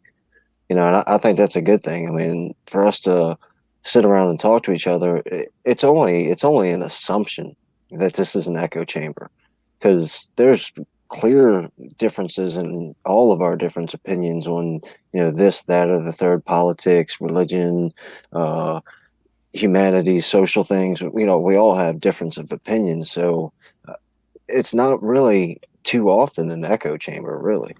No, I agree, because an echo chamber, the analogy or whatever, the concept is that you yell something and it just gets repeated until it dies out. And then you yell something, gets repeated, and it dies out, right? We're more like a melting pot, like you're saying. People bringing their opinions in and then mixing it all together. And then everybody who's, appreciating the soup can go like, oh, I like the garlic in there. I like the tomato. But, we're creating a thing that's different and not just everybody copying the same thing over and over and over. Mm-hmm. It's not like we're practicing the marching orders, right? We're not practicing our bullet points. Like that's how I would think about echo chamber more. We're more like the preaching to the choir, more like maybe it's not even preaching, more like practice, like Jeff's analogy of practice, the choir practicing. Like, we're not even that really, because that would imply everybody's got the same song, right? We're all trying to. Mm-hmm. Yep. Anyhow, so we're talking about opportunity and our future. So obviously the 2A rally, how come I couldn't think of rally? 2A rally coming up on November 2nd is unique. We got new people in the chat. This is a 2A media workshop. So from that angle, where do we take the discussion? Our opportunities in our future.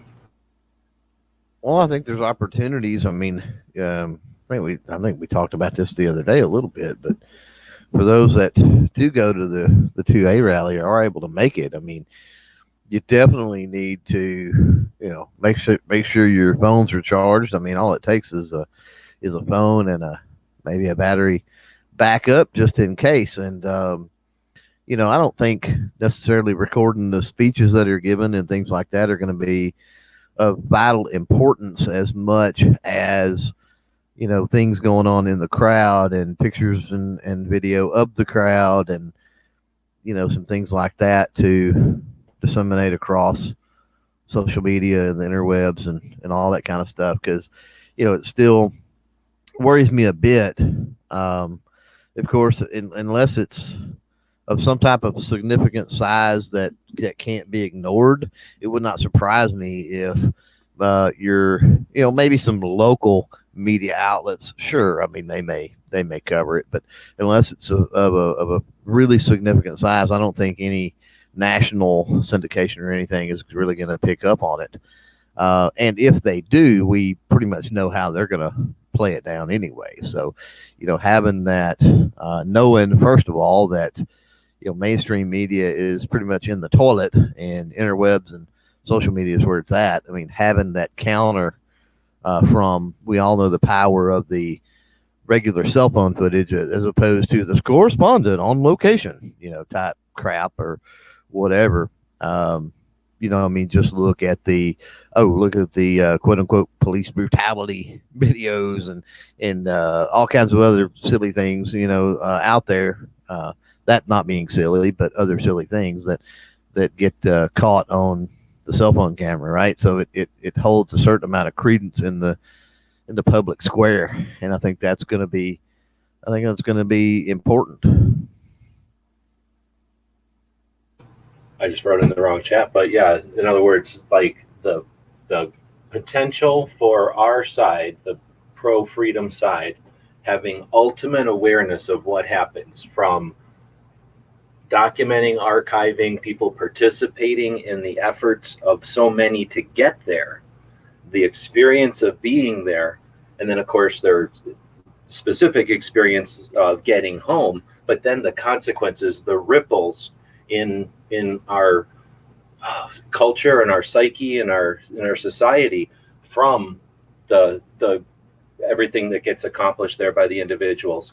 The ultimate awareness on our side of all of that, or at least, again, I could call it awareness. You might not know specifically everybody's adventure, but knowing that everybody did that, everybody efforted, everybody got there, everybody's archiving it, everybody's supported by their own groups, everybody comes with their own interests for the same goal.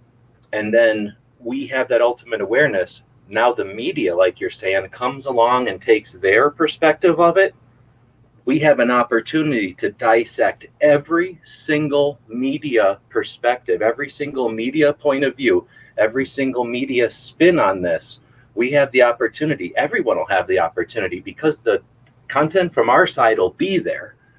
The media stuff will be there. Everyone will have the opportunity to put them on a split screen and show the bias or the manipulation or the forced perspectives and the misinterpretations and the ignorance and the willful manipulation, right? We can potentially, from this event, flip it back and magnify on how the media is going to alter it. And each of us who participate and all those who support, if they all know ahead of time that this is a part of it, and we anticipate that, and we do a good job of documenting the pieces that we anticipate they might spin, so that we have the perfect shot to compare with what we think they might do to force perspective or to manipulate or warp or marginalize us. We can either think of this as another mark on our uniform or another feather in our cap or another patch on our patch panel, or we can use this as an opportunity to strengthen our numbers. We talked about it before with Tony, I think. You go to the range to learn how to shoot. You don't just buy a gun and assume you can shoot. You buy the thing, you zero it, you practice under different conditions, you practice with different variables, different ammo, and different distances, and you learn so that when you go hunting, you're able. You learn so that if you ever ultimately need to use that thing, you can, right? This is an opportunity to exercise those pieces of our activism, of our eternal vigilance that liberty requires. Mm-hmm. Right. It's also a good time to not worry about like patting ourselves on the back at the expense of somebody else. What I mean by that is I just want to say that I had already come up with that. I think it's a great idea, but I already came up with that. So, well, I'll give you the copyright for that. You know, no, I'm just kidding. I was quote trying to, unquote G trying Webs. to pat myself on the back at the same time. But you know, there's sometimes conflict when a rally comes. Well, hey, there's a rally in X state and at X state capital on X day, and you know, if you can't make it, then you're not doing enough for the 2A. You know, where instead of doing that, we should say, well, if you can't make it, you can tell somebody. You can make a video. Well, I don't make videos. Well, that doesn't mean you can't tell somebody at your job. You know, you can't call a friend that you haven't talked to for a little while and said, hey, by the way, there's this thing going on in DC you might be interested in, or El Paso, or whatever it might be. We got to be careful not to get into the, well, if you're not going, then you're not as good as me. And if you're not going to make a video about it, you're not as good as, you don't care as much as I do. Like that unnecessary infighting that happens around these type of situations. Yeah, there needs to be, you know, some type of context and understanding. I mean, I get what you're saying, and I've seen that a lot. And I mean, it's even affected me a lot. With we still got a couple weeks, few weeks left, so the struggle's still happening. But people want to throw down this ultimatum, like, if you're not at this thing, you're trash, and they need to step back and look contextually. I understand throwing a generalization out there, but if you're having a one-on-one conversation with somebody, there can be real reasons that they can't make it. And so if they're out there putting the information out for it, if they're trying to get more people aware, if they're trying to facilitate different things, or whatever for this event, then it's one of those things where don't try not to disenfranchise somebody too much, because yes, that person may have legit reasons that they can't go, but that person may be able to tell enough people to get 10 or 15 people to go in his place, right? So if you disenfranchise that person that has the means potentially to help out in that way, and instead of one person going, 10 or 15 going, then it's going to be a bad net loss in the end. So I mean, I don't think we need to be too harsh on people, but I mean, we do need to be adamant that it's a fairly important event. It's going to be, I think, a fairly significant event. And quite honestly, people in my mind now, and I mean, as of right now, I'm not going. I mean, I can pretty much say that. I'm going to be kicking myself. I know I am. It sucks. I hate it. Because you hate 2A, or you just don't like guns anymore, or because you're right, exactly. No. So you're not thinking it's a challenge, and you're going to be, you can go and it's a financial thing, or you just... I've got time to do, yeah, you know me, and everybody out there pretty much does. The time is not a problem. And the uncomfort or discomfort with a 20-hour straight drive, or sleeping in a vehicle, or sleeping on a freaking sidewalk, or showering in a truck stop, I'm okay with.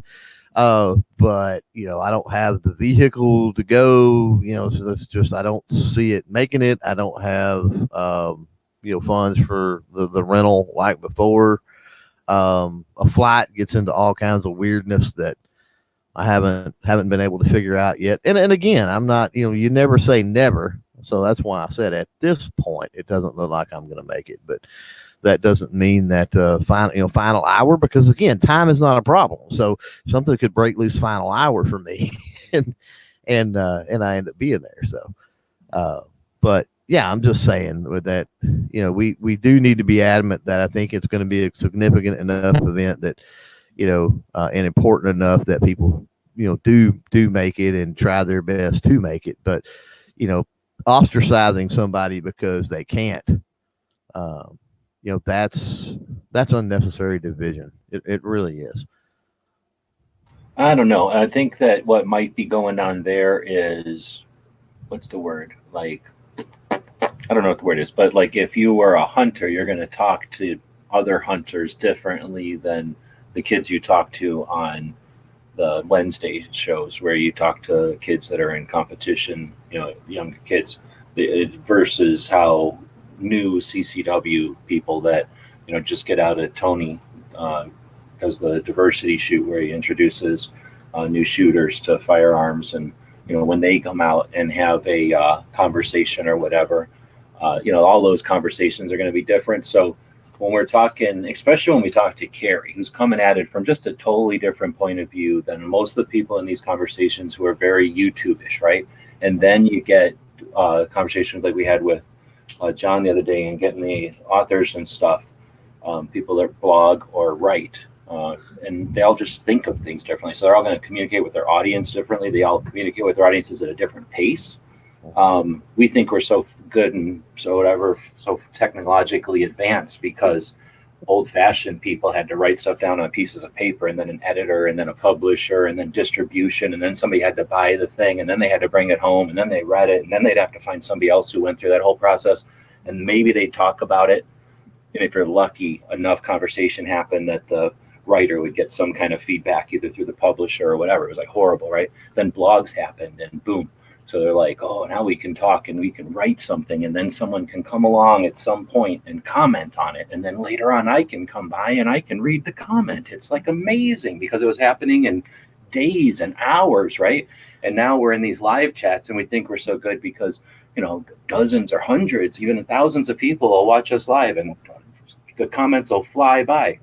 And we think we're so good. And then you get people like Carrie, who'll just like go, oh, I'm going to go live, click. And then there's an audience that's just watching her live on Instagram because they don't sit down and look at a computer. They're just on their phones. And they're the people who you go, oh, those kids are always on their phones because, Carrie just went live. So now they're looking at their phone and they're talking to you, right?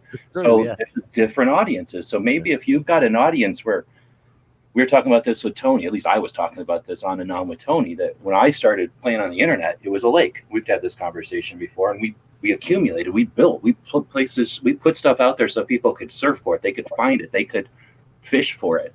Now you come in, you check into the internet like the sheepdog and the wolf. You click in, somebody else is clicking out for the night, you click in, you sit down at your call center desk, your little pod there, and you plug into your platform, and then you put on your little virtual reality mask, and then you get programmed. You get whatever the spiders that run on the tubes feed you from Instagram or from YouTube or from Facebook or whatever the platform you decided to sit down in the little call center booth, right? You're just getting fed that data.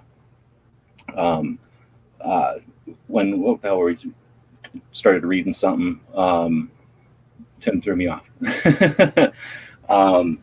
You can, where were we going? That people were, we originally started with the writers and you get feedback, and now, the different types of feedback, maybe if you only get them for, I'm getting back to where I was going with Carrie. If you only get them for a moment, maybe you have to challenge them. Maybe when you only get a window, and I don't even watch Clover on Instagram. I can't stand having to sit there and look at my phone unless it's super important. I am not watching Instagram unless I'm like sitting at the dentist's office waiting for like my appointment or something. There's no way I'm going to sit there looking at my phone in real life. I'm not going to take time away from doing anything else to look at my phone, right? I just don't live that life. If you do, then maybe the only way you can get a hold of somebody is to say, hey, you suck. Stop. Listen to me.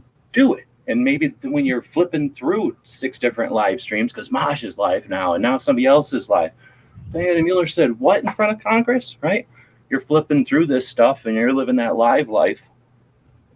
But maybe that's an audience. Maybe that's the way you approach an audience. I guess that's what I was getting at. Yeah, right. And I love you too. And, but that's one of the reasons that I prefer platform diversification, to try to pick up as many, along the way here, there, and yonder as you can. Um, I don't know. It's and some people, so we all are. The thing is, we're all centric, in one way or another. We're kind of all centric to certain platforms and things like that. When you talk about Carrie specifically, yeah, she's more Instagram centric for sure, and working on some diversification. And I think the more that she diversifies, I think the more that she will understand the different dynamics that are at play, like you're talking about, and everybody else. There's But other I people want us too. to look at You talk about like even Maj. I mean, Maj is he's killing it on Instagram, but I mean, he's pretty much YouTube centric. And I don't want to feel like we're picking on Carrie, but yeah, Maj, Edgar, same way, real. Edgar's different because he won't do nothing else. Like Maj, nobody else could do Maj's thing, right? These are people that are, I don't know, say unique, because Maj is the one that's unique out of there. I don't think, like, if you were trying to duplicate what Maj was doing, it wouldn't play, right? Even if you did it very bad, because the people that you would be trying to reach in East Texas ain't in an urban area where they're all on their cell phones and they all know the bar you're at, and then at the next place you're going at 2 a.m. Like this, that wouldn't work for everybody. Right. But what I guess what I was going to, reason I interrupted is because of Carrie's audience. Yeah, it's Instagram, but Instagram is the tool. The audience is that individual who's like, next. I got a minute. Next. They don't need to, they're not interested. They're not pursuing in depth, right? They're pursuing what's current, what's going on. I don't know. I'm not that person, but you know what I'm saying? The person who would use Instagram and watch a Carrie is the kind of person who's like, living life like this, right? And I ain't doing that. So I can't provide service to them. I can put it in front of them once in a while. That's about it. It would be interesting to see when I'm watching her lives, it seems like the viewer counts are, assuming that that's even right on my end and what I get all that, but they seem pretty consistent throughout the stream. And it would be interesting to see, just from my experience with what I see when I do Instagram, is that number can remain consistent, that people are coming and going, right? You drop 2, you gain 3. You drop 3, you gain 4. You drop 1, you gain 2. Back and forth throughout the whole thing. What would be interesting to see in that and that would speak a lot to your point about those people just looking to real quickly, what's going on? Oh, this is going on. And then do they jump off or do they stay? How long do they stay? So that retention rate, and I don't know if that's something, I may need to look into that. I don't know if that's something analytic wise you can find with third-party software or within Instagram, some type of a different backdoor app. I don't know. But that leads into a whole, I mentioned that, nothing to do with Carrie necessarily, but talking about that audience and how is there a way that we can track that, I wonder, and figure out if that is what's going on. So you're basically saying you want to register your audience and track them. Did I misunderstand? Absolutely. I say put an RFID chip in their like a little tattoo with ink, an RFID. I'm okay with a barcode on the back of your hand or something. Like track.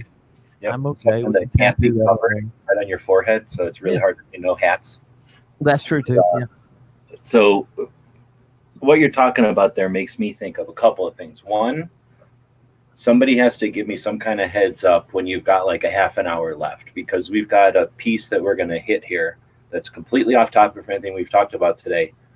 That is one of the reasons I wanted to start this thing. So I need to know, don't give me one of these, I got to go. Unless it's a massive emergency, give me a half an hour so that we can stop and start a different topic. That being said, you were talking about valid perspective, but one that we talked about enough. And you know me, I can't talk about the same thing more than like a while, because every couple of years I like to evolve, right? I like to take the thing to the next level. And if I was satisfied with just making views, I could have been playing that recipe for years. I'm enthusiastic because the conversation evolved. So this movie, or I don't know what it is, I didn't watch it. Something is on about Chernobyl. So Dead Horse over on Gun Channels, I think he watched it, and that got him inspired to watch more stuff. I think it was Dead Horse, and I think he's the one that asked me to watch this thing. And it was because of the interest in Chernobyl, he watched a thing about 3 Mile Island. And I know I brought this up before, so I'll just summarize it as fast as possible. 3 Mile Island was a nuclear facility or whatever that had a problem. And when they went to discover what happened, what the problem was, like after the thing was repaired or whatever, like how do we prevent this from happening again? They needed to create a system to do that, if that makes sense. So they didn't want to just look at it the way you normally would look at every problem up until 1983 or whenever that was. Like they literally wanted to figure out what it was so they would never have the problem again. And at least that's the way it was portrayed in this like thing I watched on YouTube that Dead Horse directed me to, I think. And what was super fascinating about it is, again, as long story as I can, or short as I can make this long story, the people that were working at the nuclear reactor at 3 Mile Island almost all came from the Navy, and they almost all worked in nuclear submarines because they had job experience and they pursued careers that they had skill sets in, right? So it makes sense. No one ever thought about that before because it was never an issue.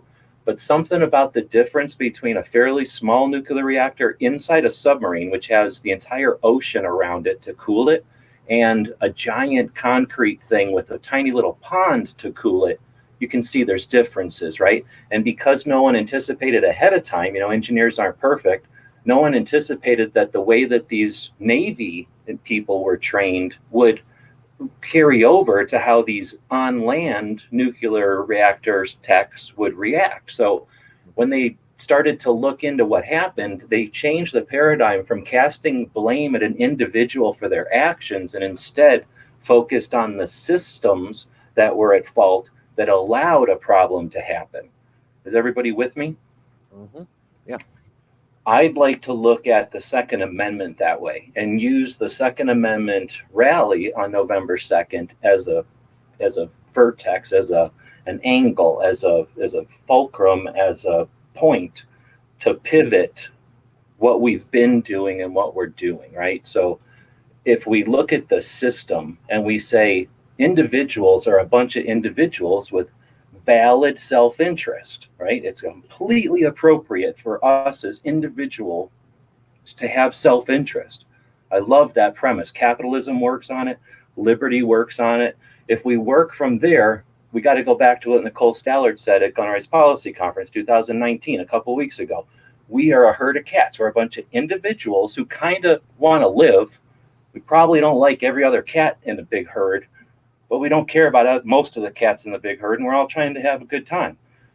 At the same time, the other side, has a different focus, a different motivation. They pay people. We know the whole paradigm.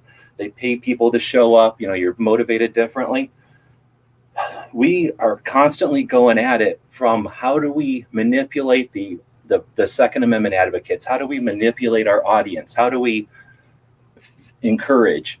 And I've been challenging the concept of large audience for a while now, that a focused, interested audience is more effective than winning everybody over. We always have these conversations on how do we win over the antis? How do we get people to vote for us? Maybe a more realistic or a more immediate or a more focused, an alternative, not an ultimatum, not mutually exclusive by any means. But because we have this opportunity presented to us in a few weeks, maybe this is an opportunity to change that and instead focus on a system that allows us to, or at least to try to create some sort of system or think about systems that would facilitate or that would work with the herd of cats, that would work with a bunch of disinterested people instead of trying to manipulate the disinterested people, instead of trying to build stuff out of concrete and metal to move the water. What if we navigate the water? Anyway, I wanted to throw that concept out there because you were basically, suggesting, hey, with Carrie's audience on Instagram, how do we change our message to reach that audience. And I'm wondering, what if we just do it a different way? Like, what if we just, Well, I'm not advocating that at all, that we change our message for that audience. And that's blatantly obvious from the number of platforms that I'm on and I work. I'm not trying to get one platform to become another platform. I have realized long ago that these different platforms have different types of people on them. And instead of trying to move one to the other, just go where they're at. And it's like you say, just ride the wave, right? Just ride the current. oh no, I guess maybe I understood that. I think it's just, I guess what I'm saying is, if we understand that, then instead of trying to get shake the Instagrammers and say, look it, or shake the YouTubers and say, hey, or try to somehow do that to book readers. It's harder to do it because they're old and feeble. But, wake them up and say, hey, then, instead of trying to do that, maybe the system is to talk to the creators and get the creators to figure out that there's something. Maybe the option is a platform or a tech or a use of tech, a new perspective. Maybe it could be something as simple as a hashtag or, I don't know. I like to be creative. I just like to throw it out there. Man, do I have this? This is maybe going to queue up, and I don't know if it sounds good or if it'll work for what I'm trying to explain. But this was something interesting that I was listening to with Night Strike before we went live. I'm going to take a couple seconds to get copyrighted here. As the Earth turns on the orbit, there's an edge. Can you hear that? Yeah. Okay, so this is a interview from 1970s with some sort of crazy physicist it's a really interesting half an hour discussion about our ability to understand existence or something. It's pretty crazy, but this introduction I thought might be appropriate to get people's minds spinning and to get their gyroscope spinning in a little different direction. Between light and dark, and along that edge, all the people. Oh, and I can't cue it because of the huge video and it's like seconds off. I'll try to re-cue it just a second here, but he's basically just describing how the planet is in orbit around the sun, and that creates a line of light and dark, right? The shadow or whatever. Between light and dark, and along that edge, all the people, and along that edge, we're doing the same ritual. He's brushing his teeth. Just like in the Middle Ages, they had other rituals, and you try to picture this perpetual line of toothbrushes going around the earth.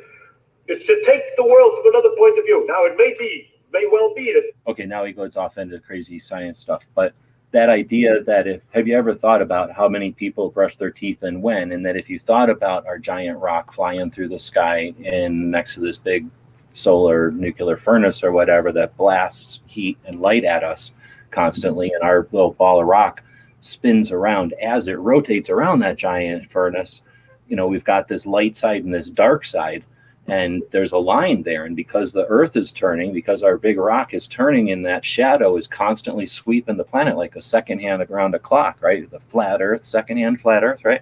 And then everybody along that line is waking up. Everybody along that line wakes up and poops or pees and brushes their teeth, right? Takes a shower, brushes their teeth. So if you think about it, since that happens constantly, you guys are always flaunting your Eastern time zone at us. You guys are waking up. So at 10 o'clock in the morning, I'm waking up, right? 10 o'clock in the morning for you, I'm waking up. We're waking up. It gets into the islands somewhere in Hawaii. They wake up at 11:30 or 1 p.m. And then, it goes on and there's this line and everyone is sort of waking up and brushing their teeth. And later on, he'll say, what if you were a Martian and you were unaware of this? You didn't do any of these routines, and a human being was trying to explain all that stuff to you. It's just his point here, I think, is to make again kind of spin your gyroscope in a little different direction, or realize that your gyroscope has an orientation and that it can be adjusted, and to think of this stuff as more than just cause and effect. The other side, the manipulators will suggest that this is the paradigm, this is how it is. Here's the ambush point. There's where you're supposed to walk. Please die. We don't have to do any of that stuff. So I just wanted to throw that spin on there. I don't know if anybody wants to take that in any direction. It's 4 o'clock. I think I've been doing this for 2 hours. Does it tell me up here? No, it's 1 hour and 40 minutes. Is this a good time to get into the last topic, or does somebody have something that I've totally blown over that's worth talking about today? Probably should if you probably should if you said it's going to take about a half hour at least. I have no idea. I wanted to give it at least a half an hour. Hopefully Kingpin is still here. Night Strike completely blew us off. He's all logy from eating all the ham in the green room. So we don't have him here. But Tim Knight is out there. Looks like he's still participating. Waterman's been out there. Outcast, Kingpin's chatting, so he's here. But I think this is awesome. Clover's heard it already. I had no idea. This guy was the same guy as the 460 Roland. Clover just did an hour and 17-minute conversation. If you were to edit, like you don't edit, but if you were to edit the last maybe 10 minutes of weather off of there, it would be better, but you can't because that's just him. But except for the 10 minutes of weather at the end, now you might agree with him on his crazy weather ignorance, but if you don't, then ignore the end. But the beginning of it, there's like so much gold. Like I've heard of people buying sand that has a few nuggets of gold in there, a few sprinkles of gold, so that you can practice panning for gold, right? Get good at it. You buy some, what do they call it, salted sand or whatever they call it. And every once in a while, when to get people to buy their bags of dirt like that, they'll drop a rock or two of gold. Like every once in a while, there's a sizable chunk of gold in there. Just kind of easier to find, yeah. Yeah. So you have created a podcast here with nothing but chunks. Now there's some extras in between. Clover says stuff, right? But like Johnny is on the spot. Holy moly, that's like a saying that is appropriate. And this is my favorite piece of it. I think I have it queued up right. And then we'll chat about it. I see Pancakes is out there, so must be brunch somewhere. I'll hit the button. Hopefully everybody can hear it okay. To reach out and say, look, come on in. We as shooters are already here. And we welcome the Hispanic folks. We welcome Black people. We welcome Asian people. We welcome everyone who believes in the Constitution and the concept of liberty. Okay, that everybody knows that. I am not focusing on that. That's a given. We don't need to focus on that. That's been like that for a long, long time. I only couldn't cue it up any better because, again, it's a long thing and stupid YouTube. I had to cue it up there. So this is the part where I really wanted to focus on. Who want to live their lives as unhindered as possible by an oppressive government, who want to take care of our families and ourselves. Give you a quick example. Our country was founded differently than the European countries. Let that, this is not this, I'm editing this highly. Let that sink in. Our country is different. From civilization going way back in time, you had villages of people that people would move as a village or as a tribe, because somebody had to be on guard with weapons to protect the people who were working in the fields, the people who were building the houses. Somebody had to be on guard. So you had to have, all right, with the invention of the firearm, the U.S. was settled by individuals that could go out on their own and have a pretty darn good chance of surviving, because we endorsed the concept of individual weaponry. And see, as only the rulers of a country have the guns, our country was founded to be governed from the bottom of the pyramid up, not from the top down.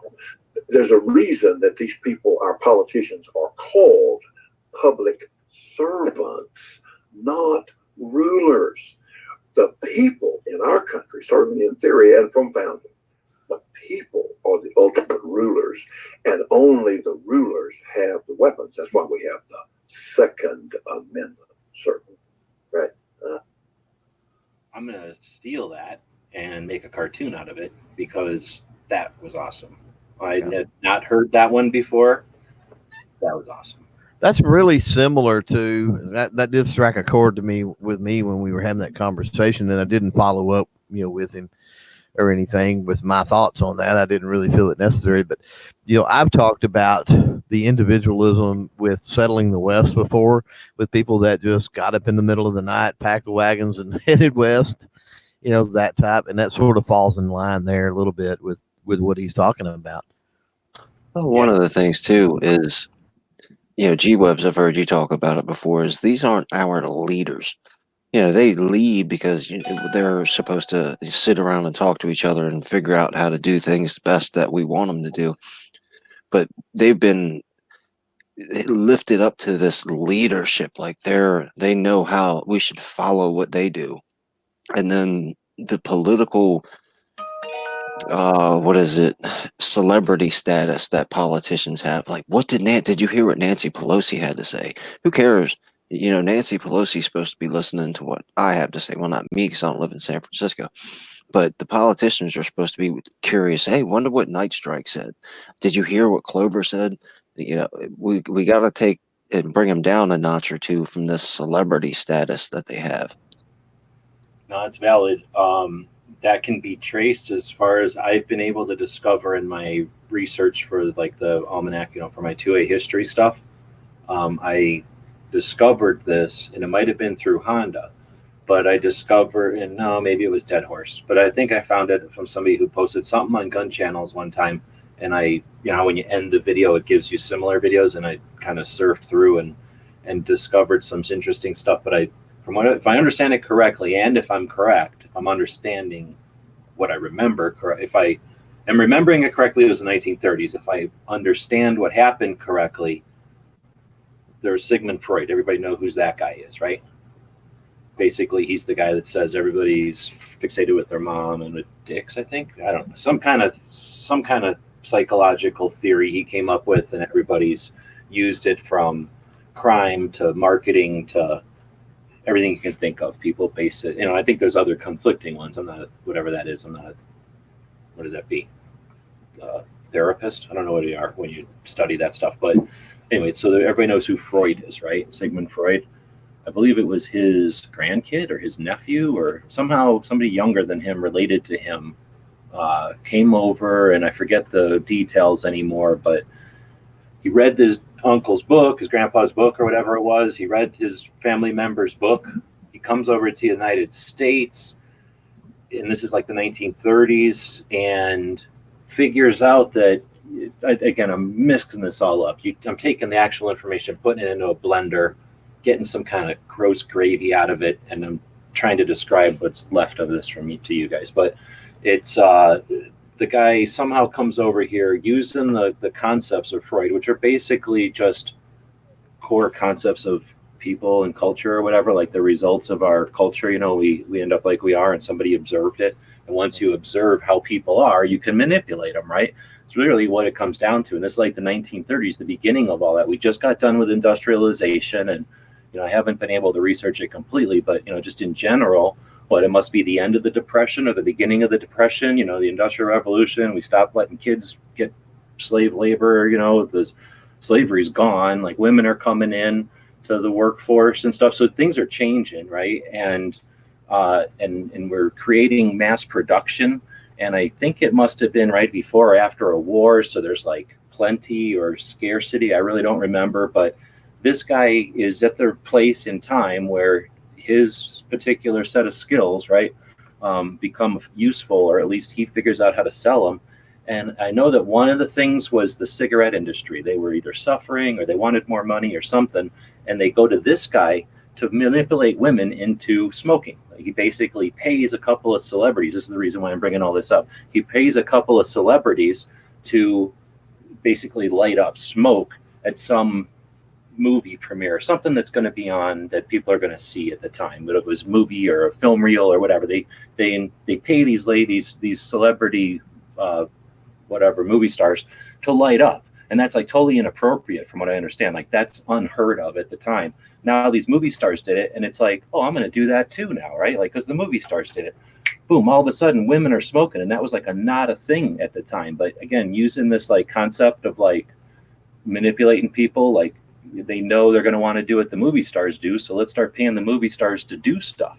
So once that works, and I don't remember if that was his first effort. His first effort might have been like make people buy ham or something, like maybe eggs. Like, there was something that he did, and it was successful. And then once he figured out that whatever his strategy to manipulate people started working, people started paying him, people started emulating it, and eventually we get that show Mad Men, and the marketing strategies, and people go into school.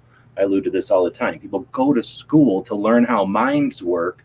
They study pop culture so that they can mix the two and sell us stuff or manipulate us, right? I mean, that's just that's what we deal with in a free culture or whatever. So all that stuff that you're talking about is valid, and it all goes back to like 1930. So I think by knowing that, we could somehow use it against them, and if nothing else, shine a light on it. Like, oh, look, you're being manipulated, and a lot of times, again, this is kind of getting off topic, but as I got into reading into that, or researching that element of that guy, I forget his name now, but he was also instrumental in some president who was like very unpopular. Again, they paid some celebrities to come hang out at the White House, and all of a sudden it was, not as unpopular as he was. Like, they literally figured out you could manipulate politics that way.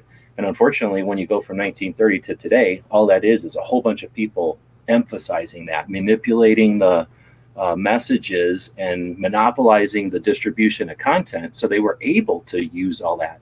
That's one of the reasons I like the internet so much, because now we have a choice. And I don't think people are crazy. If you're getting fed like just, vanilla pudding constantly, and you glance over and you see somebody else is eating a piece of toast, like, you're going to unhook from that hose at some point, right?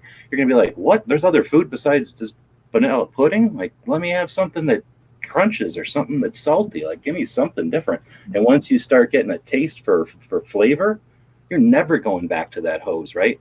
And it doesn't take long for giant systems to fail. Like, they need tons and tons of money for every level of their system. So I think we got a real potential to just unplug from the matrix, maybe using that crazy analogy. Yeah, in a way. I mean, there's a certain amount of freedom with unplugging. I mean, I'll add something to that happens too. It's not just being fed the pudding or whatever every day, but nowadays with pseudo celebrities and things like that, there's a certain amount of you're getting fed stuff that you don't even realize you're getting fed, right? It's kind of like grinding up the pills and putting them in the pudding, right? And then one day you decide, like you're talking about, okay, screw the pudding, the toast looks good, I'm getting toast. But guess what? That crap that had been ground up is not in the toast, and you don't realize that something for all them years has been ground up. So you eat the toast and you get sick, right? Oh yeah, that's a good point. And you don't know where that toast came from, and you find out that it's something gross, or it might be you find out it's way better either. I mean, it's not always bad, right? I don't even know where I went with that. We're just kind of freestyling it here. It's 2 hours in. We played the thing from Johnny Rowland. So Johnny Rowland got up at the Gun Rights Policy Conference and kind of talked about, I think was he on the diversity panel, or was he on like expanding the base panel, or some panel? But I think he might have been on the expanding the base with Andrew, right? I think it was expanding the base with Andrew, but then because he talked multiple topics, he was on the second day. Yeah. And I want to say he was the very first panel. It was on McKinn and. Oh no, I don't think so. He wasn't that early. Yeah, I think so. I heard him. I didn't hear the first one. But anyway, I'm pretty sure I heard him live. Maybe I watched him on your feed. I guess I don't remember. It's been a lot of stuff happening between now and then. Doesn't matter. He had an awesome speech. Then he mentioned different things. So that's what I was getting at. Is he talked about the Hispanic National Rifle Association. Hispanic American Rifle Association, HARA. Yeah, HARA. Oh, so I keep saying national. I should be saying American. Okay. I knew it was something, but the thing is, he says Hispanic, and then I said Hispanic after that, and I got in trouble for saying Hispanic. You're not supposed to say Hispanic, and you're supposed to say Latinx, and every single, well, I've only been to a couple of Spanish classes, but my my Spanish teachers would tell me that Latina meant somebody from Europe. So why the hell would I ever want to give somebody an insult? But anyway, I'm going to have to figure out what people want to actually be referred to as, I suppose, or have other people refer to it as. I don't know what the fuck I'm supposed to do. I don't know. I think people named it that. So he named it that. But anyway, I don't want to get fixated on that. He created an organization. He's in Bisbee, something south of me. He's down by Tombstone, Arizona. Didn't realize that. And he talked about wagering. What does he call it? Parimutuel wagering on sports betting. sports, shooting sports. Sports betting, basically. That by itself is an amazing topic that can be delved into at some point because, he's got, and he kind of touched on it at the Gun Rights Policy Conference. Clover and him got into it, into this conversation. It wasn't as, you could do a whole hour on it. You should do a whole hour on it. Oh, yeah. What's also neat is, I don't know, I guess everybody's different. I don't seek out interesting talking people or whatever, like people who talk interestingly, but he talks interesting. Is that what I fucking say? He speaks in an interesting way. Like he has a, I don't know if it's an accent or a drawl. Well, he's really quick to go back to stories too. You know what I mean? Experience. Not like some old fud, and not like somebody who's trying to do a dance in front of you. He's just a very well-paced, casual, but then, and he's not putting on airs. He just is a character, I guess, right? Yeah. Right. Yeah. Believe so. Yeah. Anyway, so great conversation. You talked about interesting stuff, but this concept of, I mean, I guess, the government being our servants or our representatives. I mean, I think, again, when Kingpin was talking about the whole political celebrity and, you know, the frustration with them being called leaders, I guess what I was getting at with that whole thing about Freud's grandkid or whatever he was, nephew, is I think that's when that was figured out. Like they figured out, like, hey, we can change opinion by changing what we call ourselves. So instead of calling ourselves congressmen, because they still didn't call themselves Congress people back then, instead of calling ourselves congressmen, let's call ourselves leaders, and let's just slip that into some speeches. And even if the politicians weren't smart enough, the speechwriters were smart enough, right? They know how, they go to school on how to manipulate, how to, you know, make people buy the yellow shoes instead of the green shoes. And you know, they apply that to marginalizing whoever they don't want to deal with, right? Right. So anyways, I mean, that part of it is always a no-brainer, just like the beginning of it, you know, diversity, yes, obviously, a given. But the part that was new to me, and I had never heard it, and trust me, I do a lot of digging into this stuff. I can't retain everything, but I do not think I've ever heard anyone explain it, that as civilization evolved, we hunter-gathered and we individualed, and then we got together for crops and for defense. But no one's ever really talked about, as we've explored and grown or expanded, or what is the word, like colonialized or whatever the words you want to use for exploring and, you know, moving. You had to do that as a group when there's, you know, dangers from everything from critters to just the environment to other people, right? Like, I never heard that explained like that. And then when you have the firearm, and he kind of fast forwarded, again, I would like to have an entire hour-plus conversation on this topic because it interests me so much. But the concept that when the firearm gets produced, it allows the individual or like the family to go east or go west or go do whatever. Even if they're not going anywhere, it allows them to exist in their town without the fear of having to be part of some bigger group. Like in a prison, you have to be in some gang, I guess, right? Like you can't just go to prison and be in trouble. Like you have to go to prison and get in a fucking gang now. So like, what about back in the day? Like if you were like, I want to live here, but I got to be in this gang or whatever. Like once you got individuals, nobody can force you to be in a gang because everybody in that area is in a gang or whatever. They don't own the area. So, I mean, obviously we're talking about now, but back in the day, you know, you could go somewhere and you didn't have to worry about raiding parties. Everybody's like, oh, the Indian Wars, 120 years of us kicking the shit out of Indians, except the Apaches are like cartels. Like the Apaches kicked the shit out of everybody, and they were dicks, and they ran all around, and they claimed the entire continent as theirs pretty much, and they basically killed everybody and raped and took. So, yeah, they were super peaceful, you know, flint nappers, except they killed people and stuff. So we had these like wars and stuff. When somebody goes out west to, I mean, some people came out here for the gold and little, you know, spikes or whatever, like in flurries. But otherwise, people were just like, hey, I came to this country because I'm sick of being oppressed by the church or by the government or by anything else. And I want to go be me. I want to go be me and my family or me and my little community. And they were able to do that. And it has something to do with the fact that the way we expanded and the way that we bought all this country land from countries who had just taken it, just never even seen it before, but said it was theirs. We bought it from them. It was all dick move on top of dick move, but it existed. It happened, way before any of us were around. And as that happened, it was because the firearm allowed separate individuals to do it.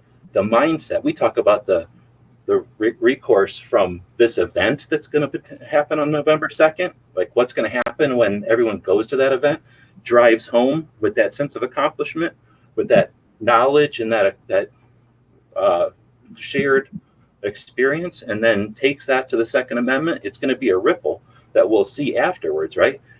Every single time somebody moved out here back in the day, because of a revolver and a rifle, let them do it.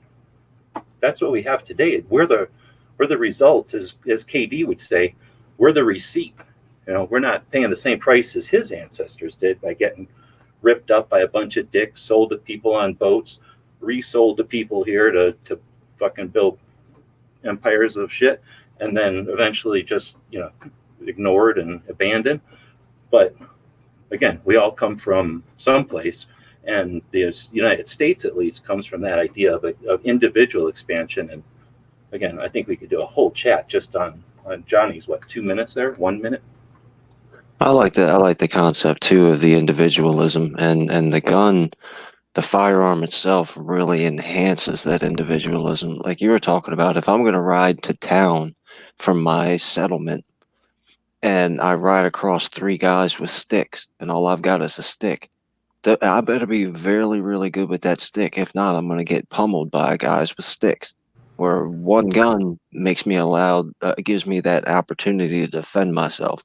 Or even if you're just at night watch and you've got a bow or a really big stick and a bear comes crawling through the woods to check out your encampment, one tiny little 120-pound person can defend themselves and a bunch of other people alone against that bear in the middle of the night.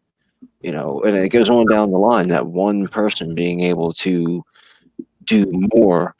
And if you think, just look at it in an industry way, if one person can sit up and watch at night while 15 people sleep, as opposed to 5 or 6 people up watching, well, those 5 or 6 people that are sleeping now can be twice as productive during the day because they slept all night.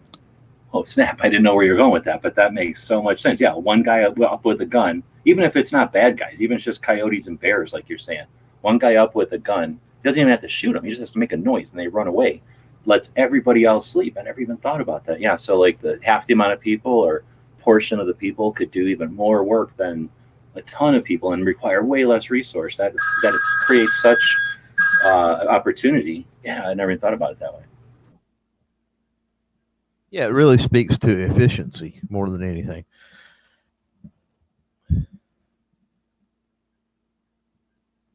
Yeah, I mean, then that's how progress works. You come up with a widget and it works kind of, and then the next guy helps you figure out the way to make that widget work better and better and better and better. That's exactly right. Now, I thought you were going to go a different way when you first started that, and I was going to throw at a different, I was anticipating what you were going to say, and you didn't. You said something different, but there's something I think I was going to add to what I thought you were going to say about just the ability that when you have because you kind of got into bears and wolves and stuff, but when you have that gun as a person who might be attacked otherwise, right?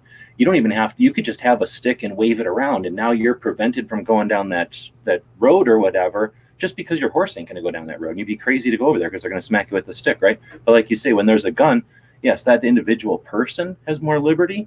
But what I wanted to expand on that is when the rules are established that an individual is the ultimate, and if you as an individual screw with another individual, it isn't a third party that determines who's right or wrong and the consequences of action. It's that other individual you are interacting with. So when that's the case, anybody might be a lethal adversary to your garbage if you're a bad guy, and that discourages bad guys. So we hear a lot about cowboys and lawmen and gamblers and all the bad guys and stuff, bandits and stuff. That's all dime store novel. I mean, that stuff happened, but it was exaggerated, and they didn't have Hollywood back then. They had dime store novels. You've seen the movies where guys come out here and exaggerate everything, and and then people would, just like now, the version of a selfie is to have a guy walk around with you and write a book about how your exploits, everything you tell him, he's going to write down, and somebody else is going to read that, and it becomes lore. Some of that stuff's been proven or not, but you know what I'm getting at. So just the idea that there's guns out there, that's that little old lady, that little kid, because back in the day, I don't think there was requirements with age, right? If you were 14 or if you were 4 and you could handle a gun, you probably had a gun, right? So I'm guessing, back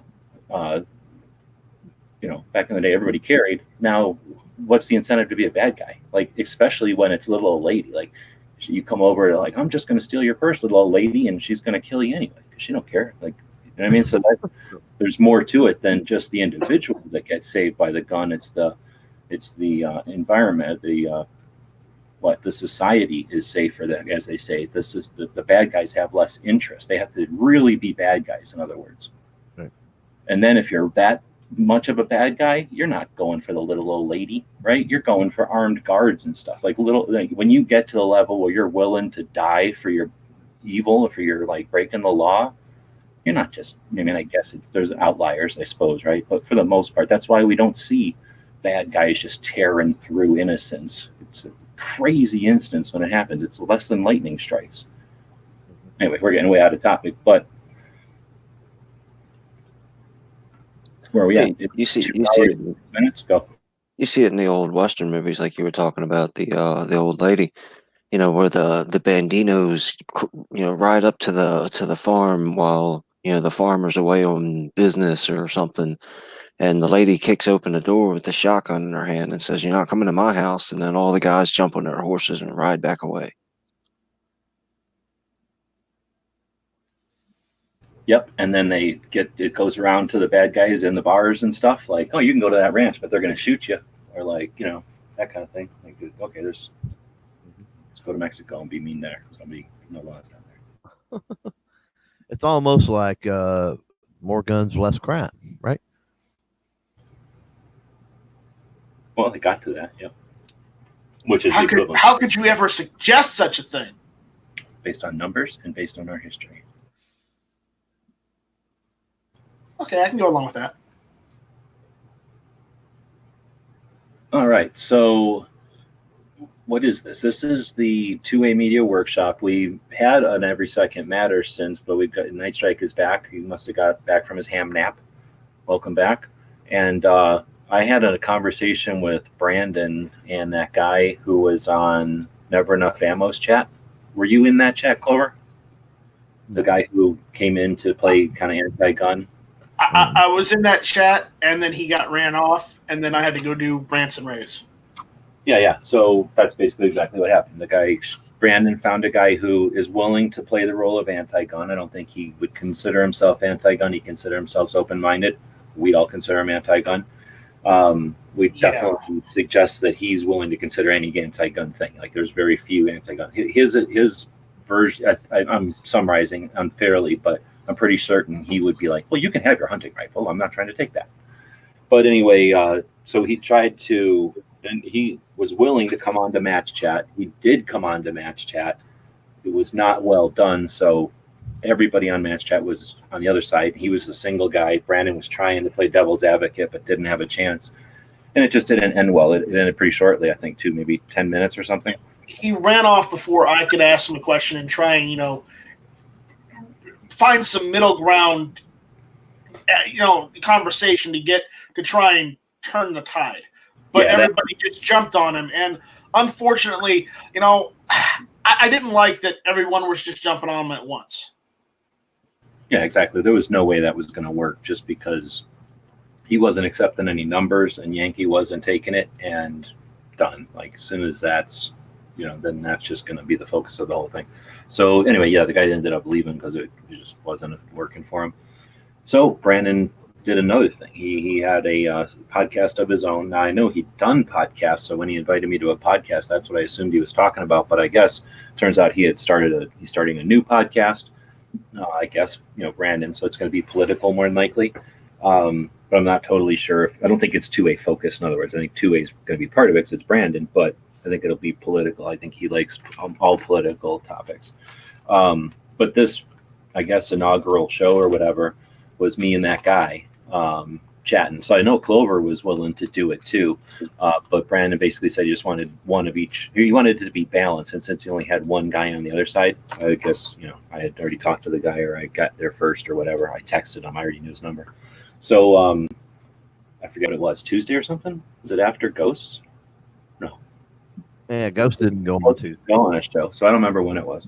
It was last week, and I don't know. I was going to see if anybody listened to it because it was not broadcast. I only had it on my Instagram for about half of it till my battery died, and I don't know where Brandon put it yet. I don't think he showed me.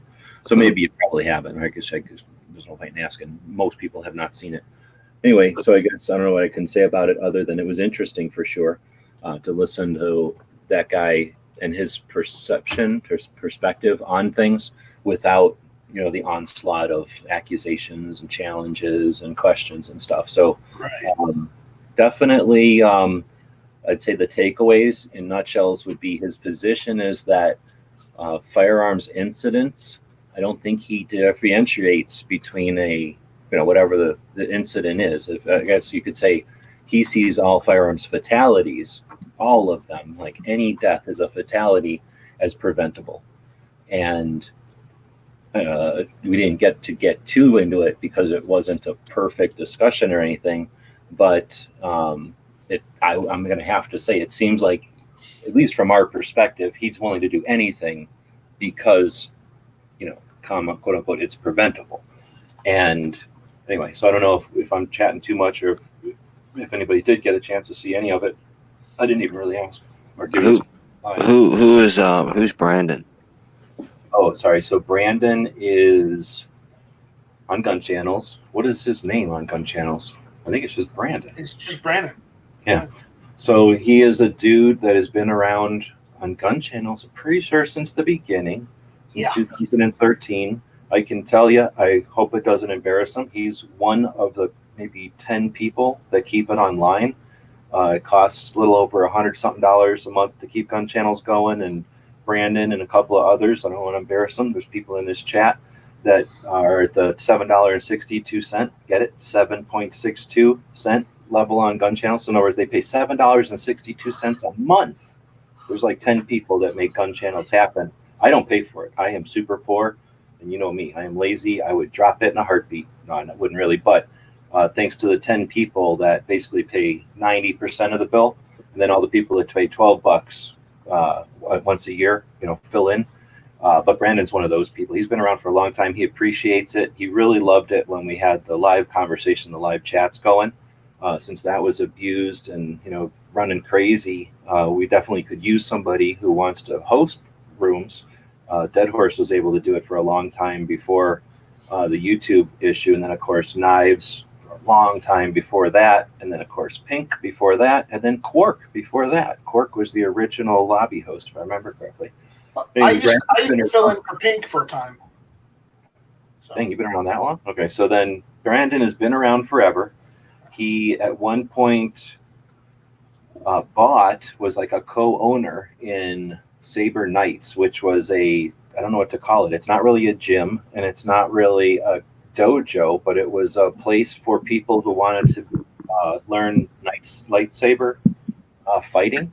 So go and, it's like they had pads on the floor and you would wear workout clothes and you would, athletically learn, I guess, versions of sword fighting that were more, what's the word? Like for being an actor, like not dramatic, but like cinematic or something, like whatever the word is for dancing or, jumping around, like, cinematically, they were teaching that kind of stuff so that they could do, I don't know, like play lightsabers or do demos or something, or I don't know, be cool at a Comic-Con or something. Like choreography. That for sure. And then, but no, what's the word for a dancer? Anyway, whatever. They learned how to. It wasn't like fighting. They weren't smacking each other with these things. They were doing it as much for show, and I think maybe a little bit for like an exercise as opposed to some boring exercise. But then he was also selling and maintaining these super expensive lightsabers that people buy. Then there's also cheap lightsabers that people will buy, right? And then there's the ones that they actually beat each other with, the fighting ones. So, being an actual place, I don't think there's too many places that do all that. So he was kind of a cool dude, or he is a cool dude that had that shop for a while. He's done some other things. He's worked at Scottsdale Gun Club. He's been their media person, taking pictures for them, like professionally. And I think he's pretty much always worked at a gun shop off and on. He's sort of in a position where he kind of works at gun shops for the trade. He works a number of hours to get guns cheap kind of thing. Like, I'm on the books, I get it wholesale, and I just put my whole paycheck towards buying the guns kind of thing. So anyway, that's Brandon, and he's been doing podcasts off and on. Like I say, mostly political, sometimes, well, almost always gun related. I guess I should also mention, thank him for his service. He's some sort of officer. I don't know ranks in water sports, but he's on the Coast Guard Reserve or the Coast Guard. I think it's the Coast Guard Reserve. I think he was Coast Guard and then is now Reserve. And I think he's an officer. I don't know, because sometimes water services have fancy hats for everybody. I don't know everybody's hats and shits, but I think he might be a boat guy or a captain. I don't know those ranks. Anyway, so he did a podcast, and then the other guy named Chris, is that his name? Yeah, I think so. The anti guy or whatever. He is a guy who does a channel on YouTube, but mostly focused on religious cults and that kind of thing. So he's not necessarily a gun person, not necessarily a political person, but has, a position and some insight on, I guess, the anti side from us.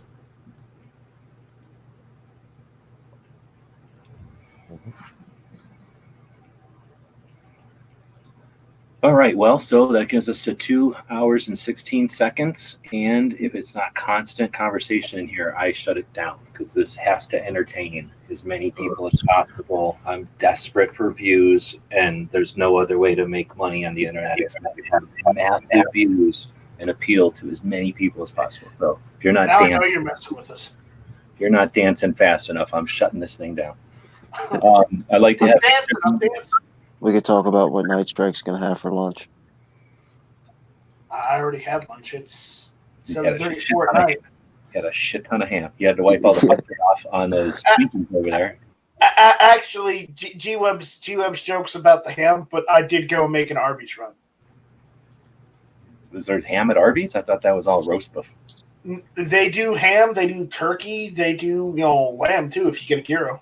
Is there an Arby's inside the casino? No, I'll bet you $1 million that gyro is like 100% cow, and if it's anything, it's like 30% lamb, because people like you can't eat lamb. You think it's too fatty, so they almost always make the gyros out of beef. No, I can eat lamb. Hashtag I look. No, I know, but in general, U.S. people can't eat gyros the way gyros are supposed to be eaten. So you eat like a Taco Bell taco version of a gyro.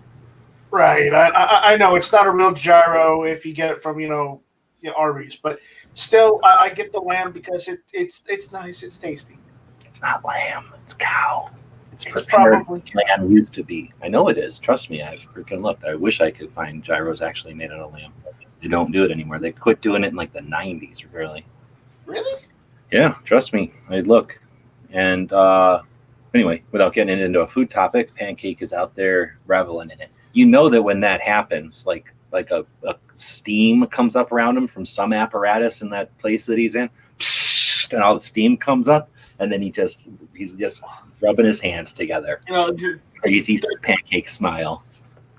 There's a signal in the sky with a burger flipper on one side and a chef's hat on the other. Anyway, so appreciate everybody jumping in, chatting for a bit. We're going to continue to do these 2A media workshops, even though I was ignored for 52 weeks between Gun Rights Policy Conference number 2 in Chicago in 2018 and Gun Rights Policy number 3, actually I should say AmCon number 2 in Chicago in 2018, and every single week in between. I think Cheryl Todd jumped in one media workshop. Did anybody else from AmCon ever show up in one? I don't think so, no. Yeah, I don't I'm know. going to go ahead and say I'm going to give them 3 because I could easily forget. I do a bunch of them. I could easily have forgotten 3 times in 52 weeks. And I don't invite everybody. This year, I'm going to start inviting more people. I asked for some business cards. I'm going to be doing, obviously I'm doing the almanac. I'm doing some other projects. I will have people's email addresses. Pretty much all last year, though, I invited about 42 people who give a shit, people who do stuff to the workshops. And I did them on Tuesdays and I did them on Saturdays whenever I was able to do it. I was pretty consistent on doing them throughout the year up until the last couple of months where bills and other things have been kicking the shit out of me. But in the heat. But I'm not done with the bills part, and I'll continue to fight that. But the heat is certainly over, and that'll give me an advantage on being able to spend more time on everything and not getting exhausted as easily during the day. With all that said, where was I going with all that? Dang it, where was I going with that? You lost me. Yeah, oh well, so we're ending it. See, what happens is I start reading over there, reading about gummy sharks and gummy frogs, and then you get distracted. It's midnight. He's over there food chatting. It's all his fault. All right. So anyway, what was I trying to do? Wrap it up with something, I think. Yeah. I was saying that we've been doing these damn things for the last 52 weeks. Thanks for paying attention. All of you get an F for actual for understanding, but or comprehension. But all last year I've invited pretty much everybody who I had links to and people who I would be optimistic, maybe they jump in. This next year I'll continue to do that, except probably a lot more of the ladies from the DC project. Johnny Rowland, I'm hoping that he'll join us. I'm going to continue to invite Ken Blanchard. I know that Craig from Firearms Policy was talking about a collaborative effort for news called 2anews.us, and that seems like it could work with what's the word for this? Like it's not annual, a periodic show like this one. So I think what I'm going to do is going forward, as often as possible, I will have the Saturday shows consistently, and then I'll not randomly, maybe on some sort of a pattern, maybe throughout the month, do a Tuesday, a Wednesday, a Thursday, a Friday show or something, so that there's an opportunity for people who might have rigid schedules to still be able to jump in. And then, if there's a random opportunity for somebody to jump in. So I'm going to invite more people to the media workshops. I'm going to have the media workshops in a different schedule so that we can hopefully cover more people's, meet with more people's schedules. And then I'm going to have some topics spelled out so that they're not just come on in and talk randomly. The come on in and talk randomly developed from having topics and no one jumped in. So I thought, well, maybe if no one's jumping in, it's because of the topic. So I'll switch it to anything. But then whatever. So they got to switch it up once in a while to see if there's a difference. I'm going to go with some topics. They'll start with my disappointments and my bummers from the AmCon, which there's many. And then the things that were good about it, which is that it happened, and which is that they're going to keep doing it, and which is that people showed up. 57 people at the most before. Some people, booked as soon as they got done talking. They almost didn't even go back to their table to grab their stuff before they booked out of there after they were done talking. Got 57 people in that room. I think that's more than at least a couple than other years. But there's also more collaboration. So this is to enhance that. This is to allow people who've been there and who might go there to get together, or people that can't get there, right? Right, Clover? People who can't get there are allowed to jump in here too. And we're going to try to have a place where they can chat about tech, where they can chat about strategy, we can chat about using tools, we can chat about motivating, and I'll keep beating that dead horse. I'll do it as long as I can do it. Thanks to the people on Patreon for making it happen. I'm trying to, what the hell's happening? I tried to e-beg a trip to Washington, D.C. So if you want to buy a bunch of stuff I scavenged out of the garbage and wiped off for a lot of money, that would allow me to have a road trip all the way to Washington, D.C. for free. So that would be great if you want to do that. Clover, Do you have something going for this yet? I don't have anything going for it. I mean, I've got a You got a store? store over on clovertech.com, and there's tons of stuff there. Of course, if you So go if you- to clovertech.com, there's a PayPal thing. Patreon's always viable. Bunch of different things. Yeah. If you can't or don't want to support somebody financially, you already have. We're not trying to wring blood out of stones, but we are trying to encourage people to use the month to think creatively. Maybe Clover, somebody who's doing stuff for the youths and for the competition shooting and for Texas, maybe there's some opportunities there, and you have a way that you could drop an email. You could ask Clover to send you something or print out some sort of a brochure. Maybe Clover could come up with a PDF. Maybe each person who wanted to get there could come up with a PDF, and it could be an appeal to say, hey, I'd like to get to this unprecedented meeting of Second Amendment activists and concerned citizens. It's a nonpartisan, non-organization, whatever the hell the words would be to make it sound appealing, and then say, can you contribute $10 or $5 to the cause? Can you join our live conversations every Wednesday where we talk about our progress to get us there?